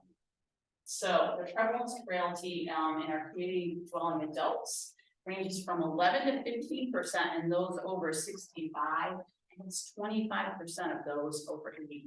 So 1 in 4 people over 80 at home are really frail, and they're having a hard time getting by. And if we can get in there and try to help them get stronger, help them be able to walk better, help them with assistive devices, OT, PT, speech, can really make a difference. So if you know anybody that's 65 and over, there's a good chance that 1 in 4 over 85 really do need therapy or intervention at home.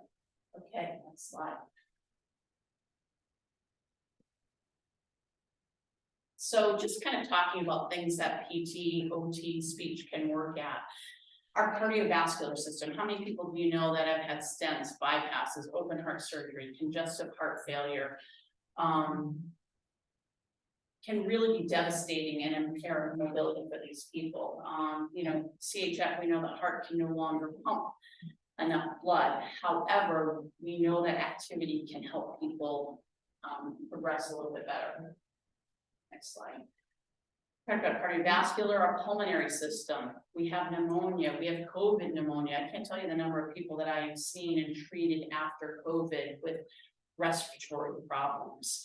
And we know that exercise helps to increase oxygen uptake, which can help people be able to function better. So activity is so important. You know, we look at 6-minute walk tests, 4-minute walk tests, 2-minute walk tests, whatever people can do, but any kind of activity can really make a difference for people. And this statistic, you know, just kind of highlights how important movement and activity is. People with COPD, if they were able to walk more than 1,200 feet in 6 months, 5 years survival rate was 75%. If they were walking less than 700 feet, 40% survival rate in 5 years. So activity is so important for people. Talked about cardiovascular, pulmonary, musculoskeletal. PT, OT can intervene musculoskeletally. If they've had joint replacements, fractures, back pain, we know that we lose muscle mass and bone mass with each year as we age, and weight bearing exercise is so important to kind of halt that process. We can halt it even if we've lost bone and muscle, we can definitely halt that process. And decreasing sarcopenia, muscle and bone loss by 10% would result in $1.1 billion in healthcare savings a year. So again, that importance of activity and exercise. Okay. Neuromuscular, right? We were talking about dementia. Activity makes a huge difference for helping to halt some of these processes. We know we see changes in basal ganglia, we see processes and decrease in blood flow. Evidence indicates that physical activity and practicing exercise and practicing tasks can halt some of these processes and reduce aging. So another system we can intervene. This slide is kind of busy, and it's just sort of a summary of, you know, physical therapy, how physical therapy can intervene. Like OT talked about, balance training, falls reduction, looking at equipment people might need. I can't tell you the number of times I've gone into homes and people don't have any equipment. The League of Human Dignity, you know, hooking patients and elderly up with therapy to help them get hooked up with the equipment they need. We do pain management, we do modalities. I talked about the anodyne, we do electrical stim, ultrasound. We also look at range of motion, stretching, strengthening after surgeries, even after hospitalizations. I can't tell you how weak some people are after hospitalizations. We talk about people lose 1% of their strength for every day that they're dead in the hospital, or even at home. So really trying to improve that strength is very important. We look at gait and stare training. We look at breathing with the COPD respiratory patients, treating them, teaching them about pacing, breathing techniques. Falls prevention, I can mention. So many things that home care, physical occupational therapy can kind of get into the home and intervene for. And I think 9 times out of 10, somebody over the age of 65, they probably could benefit from, you know, somebody coming in to look at things. Definitely over the age of 80, like we talked about, because frailty really starts to have an impact. You know, things we look at strength, range of motion. We might do these 2, 4, 6-minute walk tests. We might look at agility, coordination. So, all different balance assessments that we do, and we look at overall function. OT looks at overall function as well. This is just sort of an example of a PT assessment. This is somebody with congestive heart failure. So PT is not just going in to look at strength and range of motion. They're going to look at accessibility. They're going to look at, are they able to get out of their home to get to see their doctor, to see family members, to get to parties? Do they understand their disease process? You know, diabetes is one of those things that lots of education from many different providers is important. So again, we look at body, activity, participation, environment, and personal factors. And I just wanted to wrap this up with, again, as providers, we are looking and respecting each person individually, irrespective and irregardless of all of these factors. So everybody is treated as an individual in their own home environment. And we we are going into their home, we are guests in their home, and we always remember that as providers. So that's just kind of a quick little wrap up. Was there a video on there for, I had a video of, sort of Anna down and saw it, no words. Any questions? Yes. Under the anodyne, it said that it was not recommended for people with active cancer or over active cancer. What does that mean? So that is really, that is used as a precaution, not necessarily a contraindication. Overactive cancer sites would be what we're talking about. You know, if you have somebody that has a breast cancer and we're looking at a neuropathy, I think an approval with the oncologist would be fine for that to be treated, but that would be an individual discussion with the patient and the physician. But I think it's over an active cancer site. Okay. And again, it would be up to the physician. Any other questions? Okay, thank you very much. Let's say one more thing before you close up. I laid some CDs on each of the tables. I don't know if there's enough for everybody, but I wanted to tell you, the one thing that I didn't talk about was how music therapy affects the aging brain and Alzheimer's patients and patients with the dementia, bringing back their memories. Oh, I'm sorry. Should we do the therapy then? Oh, I am sorry. Yes, please. Anyway, the CD has been, it's come back to me 5 different times that it has been beneficial for Alzheimer's patients. So I just wanted to throw that out there and sorry to speak out of turn. Yes.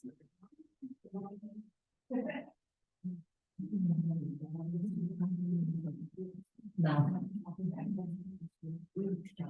Yes.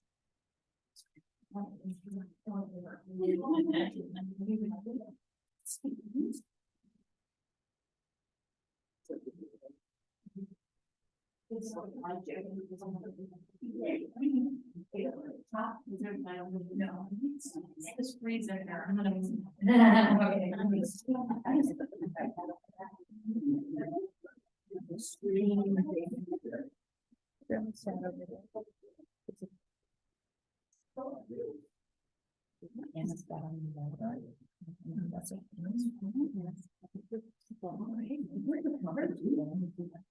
If anybody wants to get anything else to eat, feel free to speak.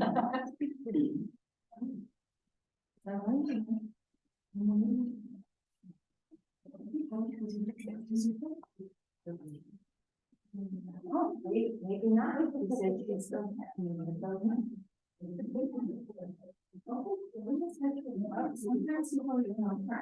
There's small, oh, people go around. Yeah, no.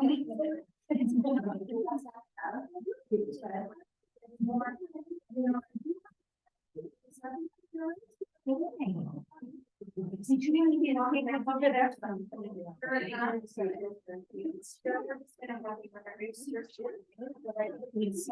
Center and face.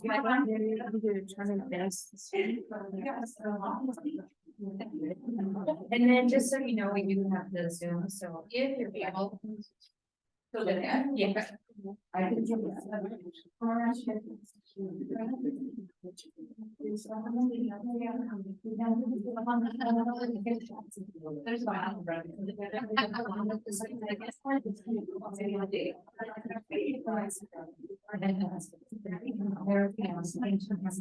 Yeah.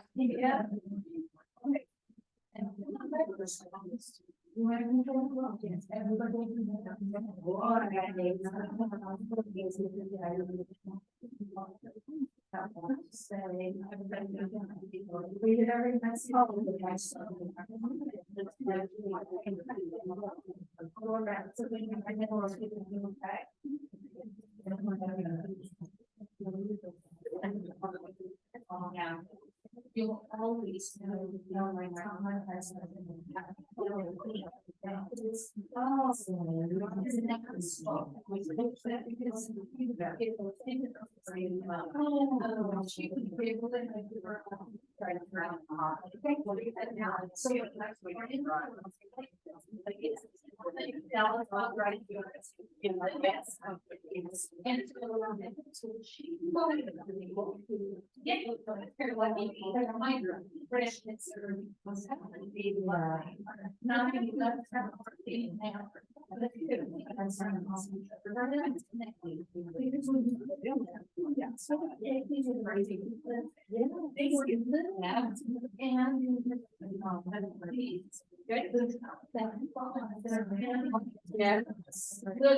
Yes. I love that.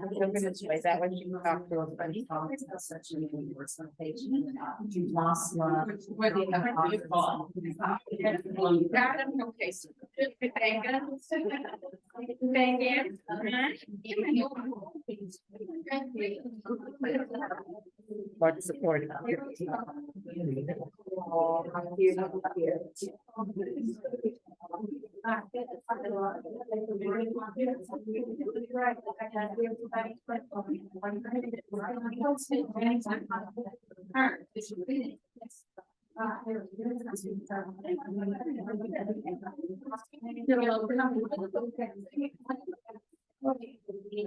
Everybody have what they need, to get something to drink or something to eat. I want to get you guys out of here on time, because I know I'm the last person. Right. So. Did anybody want me to have the guy come back in for some drinks? Yes, yes, okay. All right. Okay to get started? Yeah. Okay, well, my name is Cheryl Havacost, and I do pet therapy. I have been doing pet therapy for about 15 years. I kind of got hooked on it. Actually, it was here in Council Bluffs. I had a cousin-in-law whose mom was over at Bethany. And I had a new dog that was just really like people, and she loved dogs. And so what I did is, I'm a nurse by background, so, you know, I snuck her in, you know, on a Saturday night at 8 o'clock when I knew nobody administratively would be there.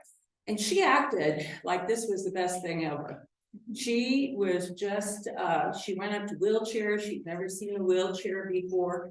She went up to people, she tried to get in the rooms, and when we got to the patient's room, I had her do a couple tricks that she could do, and then I was kind of done, you know, and I was worried because I was looking at her and she had that paper thin skin, you know, that I thought, oh, my dog reaches up and what's going to happen.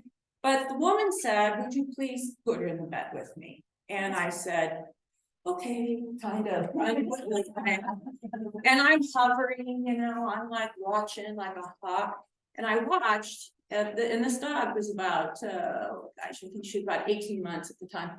She slowly went from a sitting position to laying by the patient and then putting her head over on her shoulder and just staying there for like 30 minutes. And I'm like, whoa, what do I have here? You know, I think I might have a therapy dog, you know, I've seen them before. So I started looking into it, and she was my first therapy dog, Sammy, and she was really remarkable with all different age groups. The two dogs that I have right now, this is Harley, and Harley is a Chihuahua, maybe a mix, maybe not, who knows, he came from the shelter, and he prefers people who are mature. You know, so if you were 85, he'll let you do anything. Yeah, no, but if you were 20, not so much. And if you're 7, what were you thinking, Mom? Yeah, no, I am not, but I wanted to bring him instead of my other dog, Mackenzie, who I showed on the card there, because Mackenzie is a chow hound. And I mean, this would have driven her nuts. She doesn't function good in environments that have food on the table, you know, so I needed to bring Harley, although Matt would have loved the social gathering. She's 12, but her preference is children. She loves kids. And so we do a lot of emotional support kids, special ed kids, a lot of preschool kids, and they love her because she's one of these dogs that would like to get a big hug at any time. So the first thing I wanted to do to get started, that's who I am and what I do. And right now I am retired from being a nurse. I had a specialty that was in home care. As a matter of fact, I did home infusion therapy for most of my career. I started doing this kind of work before I retired, and since I retired, I just do more, and that's why I have 2 dogs that are certified to do it. And I'm very lucky because Harley does the hospice and the elderly, and then Mackenzie likes to do the kids. So we get a little bit of both of them. It's really important when you are a therapy dog owner to know your dog, know what they like, you know, make them successful. So I don't expose Harley to a group of kids that I know he's not going to enjoy. So it works out very well. First thing though, that I wanted to get into is the sheet that I had passed out here. I want to make sure we're all on the same page and that we have a clarification in terminology. And as a matter of fact, when I was asked about doing this, I was kind of concerned about what does this group want from me? You know, what exactly were they thinking of when they said therapy dogs? So we need to clarify some of the terminology in that. There are 3 types of certification that you can get in the dog world. And the first one is when you have a service dog. And you all know what those are, right? Service dog for the blind is probably one of the first ones you think of. And you hear more and more about service dogs being used for diabetes. You know, they are able to smell the ketones and give a warning a little ahead of time for seizures. For PTSD. Now, PTSD people, they might just need an emotional support dog, which we will talk about, but they also might need a service dog who has been trained to do something very specific. Like, for instance, if they have bad nightmares, the dog is trained that when they see the person twitching or doing certain behavior, that they go to wake them up, or they turn the lights on, or they do whatever. Service dogs, there's usually a high investment in service dogs. They've had a lot of training of some sort, and they have been trained to do specific tasks. With service dogs can go in anywhere. Under the federal government, a service dog that has been duly trained and is certified can go here to Tish's. I had actually asked Jan to check that it was going to be okay to bring Harley in here because many restaurants would not allow such a thing. So, and with him being a therapy dog, he does not qualify. He is not certified as a service dog, okay? So that's the first category. Then the second category is the therapy dogs that are like Harley. Now, Harley, he has no specific training. I took him to classes to get obedience, you know, and the main thing with therapy dogs is they're going to be evaluated for their personality and if they're comfortable with this and if they're all right to see people. You know, a lot of dogs do not prefer strangers. You know, you might have a dog that's like that. You know, that they find with family, but you bring somebody else in and they don't. Actually, Harley here, it being a Chihuahua by background, they're not famous for wanting to see other people. But I exposed Harley very early. In fact, I usually will say that at hospice house, there was a woman named Grace. Grace was 95, and Grace is the one that trained because he was just a puppy. And she was so patient, and you know, I think that's where his preference for older people come from, is that he knew Grace, and I actually had to look this up. This little sidelight. You know, I'd known this for a long time, but a 7-year-old that's in my life said, "Hey, you know, Cheryl, is this old people smell?" And I said, "Are you referring to me?" And he said, no, it's kind of like people at church. I think I'm losing this, Dan. And he said, no, he said, like at church, these people, when they hug me or do whatever, I can smell it when people are older. And I said, well, this is the deal. Sometimes older people don't bathe as often because they don't feel like they get dirty and yada, yada, yada, yada. I gave all these good answers. And then I got to think about it. I thought, those are very good answers, so I went home and Googled it. And there are actually 2 chemicals that start to develop in your 80s. And so when you're in your 90s, they're really prevalent. And sometimes you can smell it a little bit. It's not saying that they stink. It's they make it equivalent to baby smell, a newborn baby smell. That smell. It's not necessarily poop and formula. It's it's a baby smell. And that's kind of it with older people. There is an older people smell. That's actually the name of it. But it's 2 chemicals that are on board. And I think that's probably what he's responding to, because he automatically will go up to somebody that's 90 without a hitch. He doesn't have to know him or wherever. So anyway, Smells like love. that's it. Smells pretty good to him. So I just go along. I'm the chauffeur. It's interesting because all these places that I talk about, they know my dog's name, but they don't remember mine. I can have been there for 2 or 3 years. Anyway, they went with us on several visits, and what they were looking for, there were 6 pages of things that they're looking for. In case any of you are interested in the process, I'm going to talk a little bit more about that later. Okay, I just wanted to give you an overview of the differences right at the moment, just to make sure that we're all on the same page. So we passed, and then Mackenzie passed, and what that does is their certification, you pay a fee every year, which is it's like $35, but the biggest thing is it gives you some guidelines to follow, and then liability insurance. And as we all know, you just never know, you can have the best dog in the world with best circumstances and things can happen. A paw could go up and scrape skin that got infected. So it's really good. If any of you have a dog that you routinely take to see grandma and you'd like to do that, I still would urge you to think about getting the dog certified so that you can have that backup liability insurance to go along with it.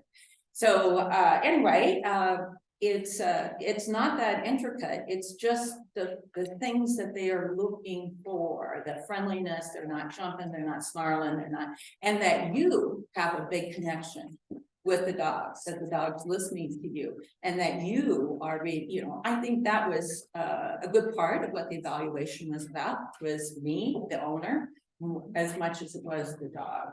So those are therapy dogs. I belong to a group that's called Midlands Pet Therapy, and they cover the Omaha Council Bluffs region. I think there's maybe a couple other groups that are available there. And we get our certification through the Alliance of Therapy Dogs, ATD. That's the national body that selects the evaluators and the trainers, and we're following the guidelines and when you have questions and yada, yada, yada. And they're the ones that developed all of the criteria that's for this. So that is what the therapy dogs are. We go to nursing homes, we go to assisted livings, we go to colleges, like on Private Suite. They want to have a little break, and I tell you what, the dogs love it. Absolutely love it. I don't go a lot because I'm busy doing some other things, but the one time I did go was to a freshman weekend, and it was the first weekend, and so they were expecting a lot of homesickness. And I was kind of like, I think my work doing the older people and these other kids is probably more important. And then I'm talking to this girl who is from Kansas, and she's petting the dog like crazy this was Mackenzie. And I said, how are you doing? Where are you from? She said, and I said, so are you a little homesick at this point? She starts crying. And my dog is just senses this and moves closer and lets her bear hug him, which a lot of dogs don't like that, bear hugs. But yeah, there's good reasons for us to be doing a little stress relief. You hear about therapy dogs, diffusing situations like in the courtrooms or the ER. I know, Med Center tried having a dog for the ER a couple of years ago. I don't think it was completely successful, but you know, there's a place for these animals. And certainly if you are in a location where you cannot have a dog any longer and you are a dog lover, the one thing I have found over the years, being a dog lover now, you're gonna be a dog lover when you're 90. You know, it's just, that is the way it is. You got dementia when you're 90, doesn't matter, you still like the dog. You know, and you still, I used to worry in the very beginning about dementia patients that when they had severe dementia, them harming the dog. I've not seen that. I had it one time where someone was flailing about and they accidentally struck the dog and they stopped. They stopped flailing, they stopped with the conversation, the mumbling, you know, the talking, which wasn't directed at anybody. Turned over, said, petted, and said, I'm sorry. You know, I see that happen fairly routinely. I don't want, it's not every visit I make to somebody with dementia, but we've had some remarkable experiences. I'm a true believer that the dogs elicit some kind of brain connection that isn't in the normal pathway, that isn't been affected by the dementia. It's my own feeling, because I've heard people talk that normally weren't talking because they wanted to say, I love you to my dog. And once again, was I ignored? Basically, I was ignored, you know, it was all about the dog, all about the dog. Okay, so we are not allowed, I cannot go into Menards. I can go into Home Depot, but that's because Home Depot has said it's okay. I can't go into a grocery store with Harley. I don't care how well behaved he is. That is not a therapy dog. A therapy dog, the categories, and that's why I'm giving you this list. That is not something that they have been certified to do. They have been certified to provide some companionship to a wide variety of people, not to just one person, but to groups of people. And that's what their role is. And then the last category, emotional support. This is probably where there's the most confusion, and why I really like to talk about this is the state government has allowed for some changes with what is usual for emotional support dogs. Now, in order to be certified as an emotional support dog, it should be by a mental health specialist, okay? So it shouldn't be the family practice doctor, you know, the pediatrician that said, you know, to the 18-year-old, oh, you need an emotional support dog, writes a prescription. The two allowances that it makes when you have a certified emotional support dog is that you can't be denied housing. So like if you go to rent an apartment or a house and they say no pets, if you have the certification for an emotional support dog, you're allowed to have that. In fact, I just in my own realm of people, they are homeowners that they rent a house out, and they had this happen and they didn't know they weren't sure what to do. And they talked to me about it, and I said, you can't do anything. If they've got the papers that were done by a mental health professional, they are by law, by state law, allowed to do that. The other place is on airlines.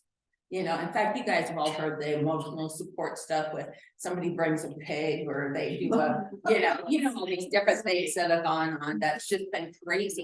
Well, people they've stretched this emotional support thing to be more like a service dog. So I know myself, I've been in restaurants where I see, you know, a little cockapoo on somebody's lap, obviously not a service dog, and they're in a restaurant or at a grocery store. And what has happened is people think that if they have an emotional support dog, they can take them anywhere. And that's just not really true. That's it, not by law.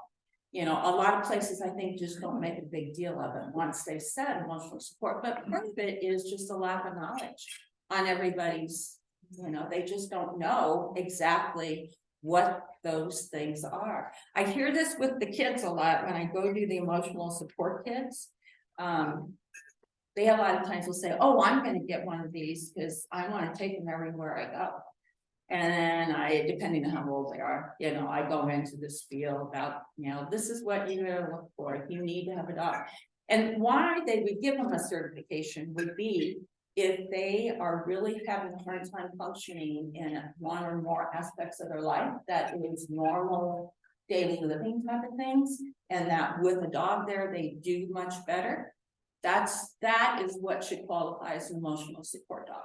Okay, not I have a whim to do it, or I actually have someone in my family, extended family, who he was 19, had a dog, and then his buds were all going to live at a rental place that said no dogs, and he wanted to be able to go too, so he got his doctor to write it.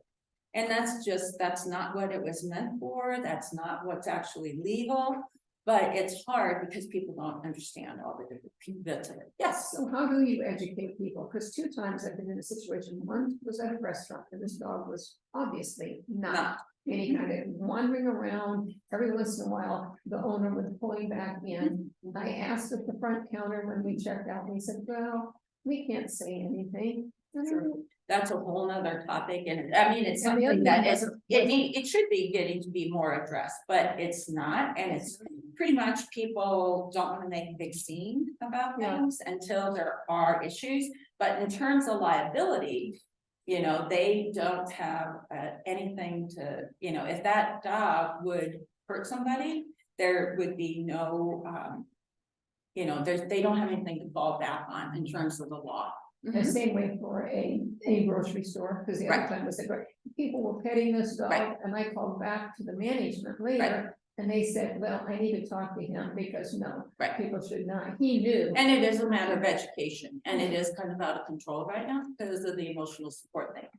Can I answer? Well, and I'm glad that you clarified that because there are business owners and stores that I know the managers. And the reason why they turn a blind eye is because with HIPAA, they cannot ask for the papers regarding the animal.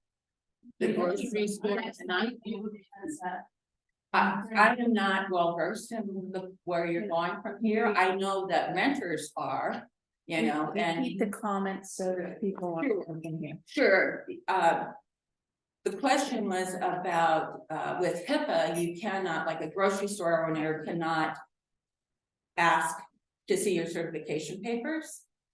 And I can't directly answer that. I just, you know, I don't know. I will look into it, but, cause that's a good that's question. what they told me, so I I was would- wondering if you had any I don't. clarification on that, because I know a friend that lives in another state, she actually just went online Mhm. and registered her animal. Right. You can pay $10, you can Right. get a service them, Right, and it says it's a service animal. right, right. I know, I'm a lawyer. Oh! Sure, what do you wanna say? So, go ahead. Stand close to where the headset Okay. is. Or, No, the headsets. No, I'm Dan. Oh, you stand next to me. Okay, hi. You smell that? Okay. So the deal about HIPAA, who had the. The deal about HIPAA is you can't ask somebody about the medical condition. But you could ask for the paperwork that shows they can have the dog. Those are 2 different things. And the paperwork usually does not contain the condition, or it can be blocked out. Okay, so you can ask, where is your paperwork that says you can have this dog in this facility? But you can't say, why do you have the dog? You see the difference? So I can say, so we have a emotional support therapy dog for my husband, Princess Bella. Okay, so I can say she's a blah, blah, blah dog, but I don't have to say my husband has a traumatic brain injury. The HIPAA protects your health information, not the dog's information. That's how I tell people to remember it. I'm so glad you were here. And that makes perfect sense to me. Makes absolutely perfect sense. Okay, we're gonna move right along, because I wanna make sure you get out of here on time. Yeah, about how much longer do you need? How much longer am I supposed to do? A minute. Can I do two? Yeah, okay.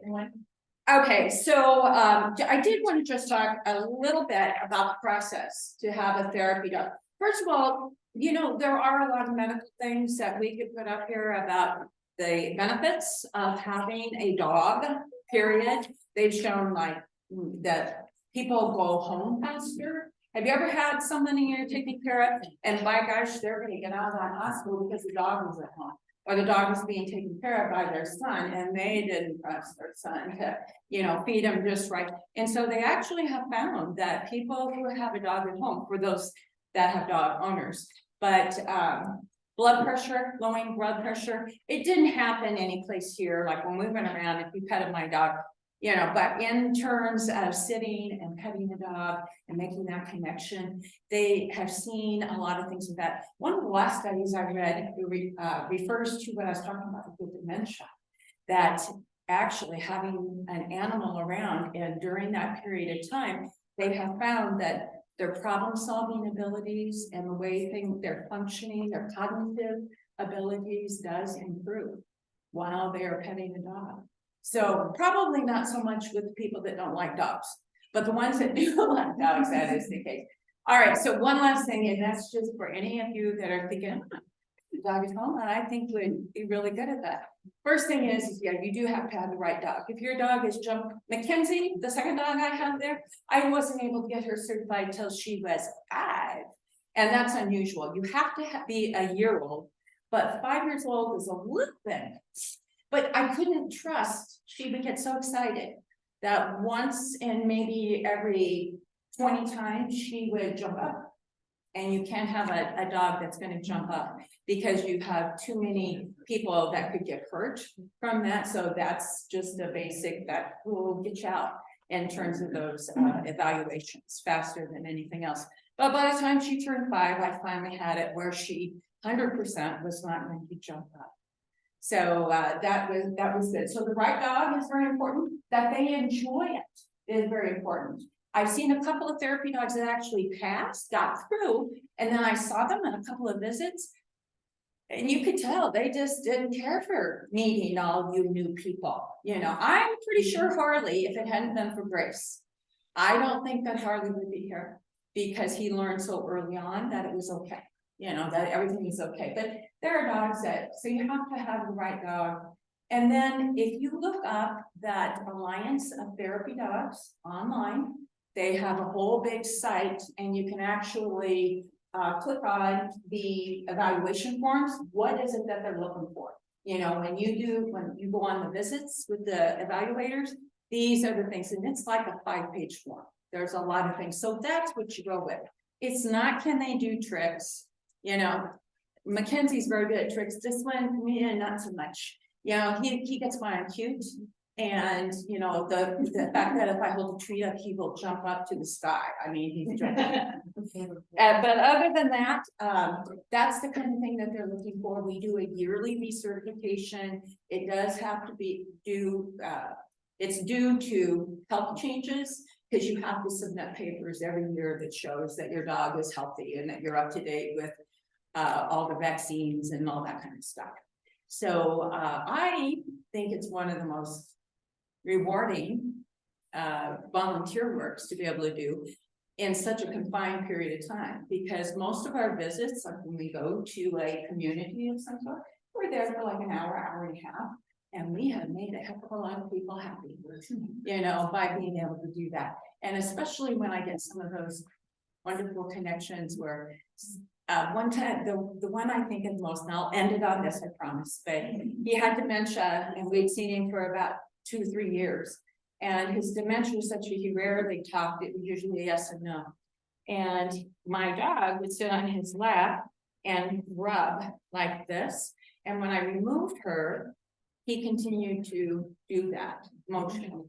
So that wasn't all connecting.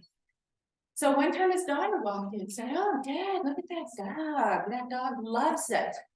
And I go, excuse me, but what is there not to love? She's getting a total body massage. You know? And the guy looked at me, he leaned over and he went like this to my cheek and burst out laughing. And his face changed, and I saw who he was before the dementia, and his daughter got her dad back. For just a moment, she got her dad back. Gets even better, cause I cried all the way home.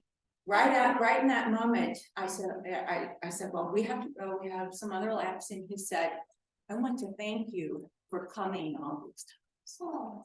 This is a man who I hadn't heard say more than yes and no in 2 years. And he strung this together and was able to say it, and his daughter was able to see it. So obviously I'm a big therapy dog fan, and if you have some questions, I'll stay for a couple minutes and you can ask, okay?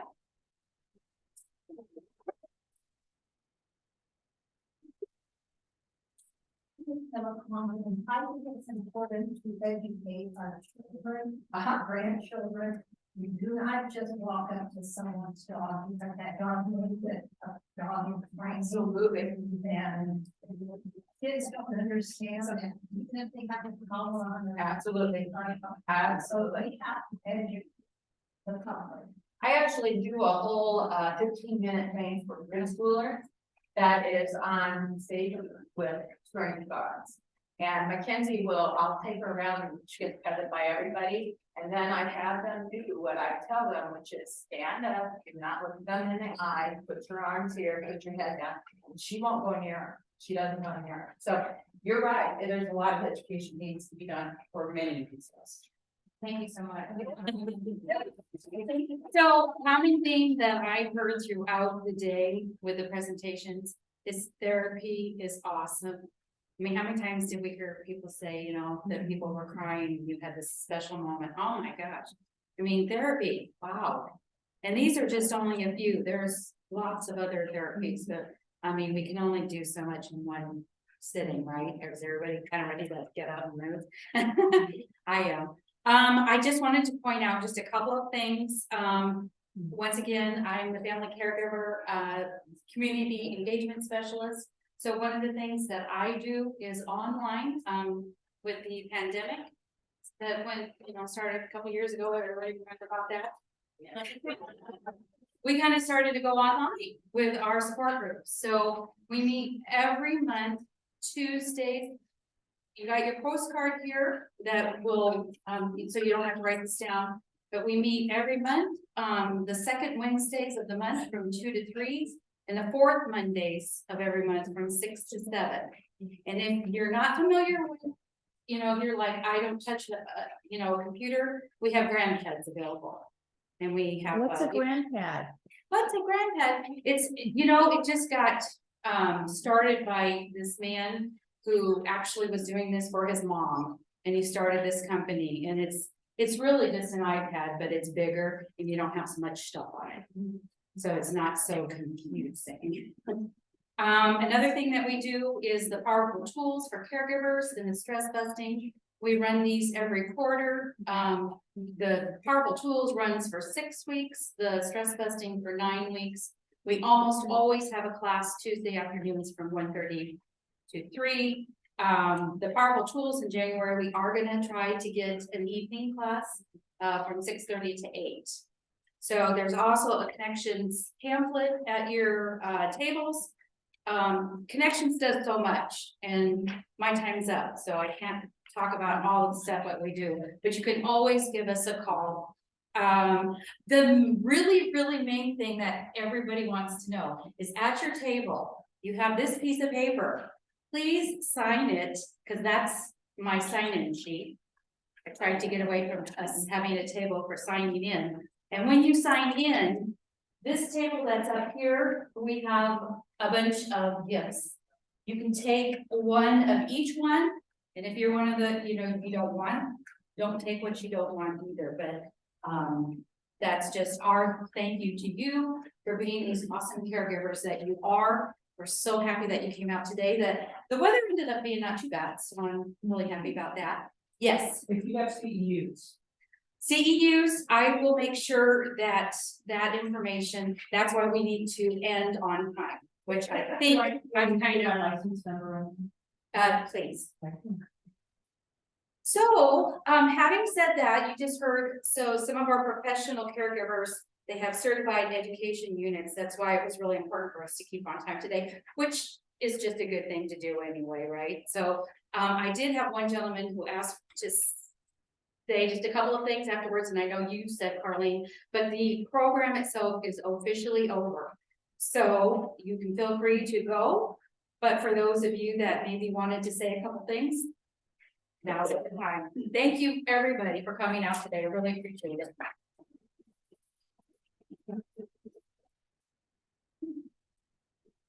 So Carlene, did you want to? I said everything I needed to say about the CD. Did you want to? Yes.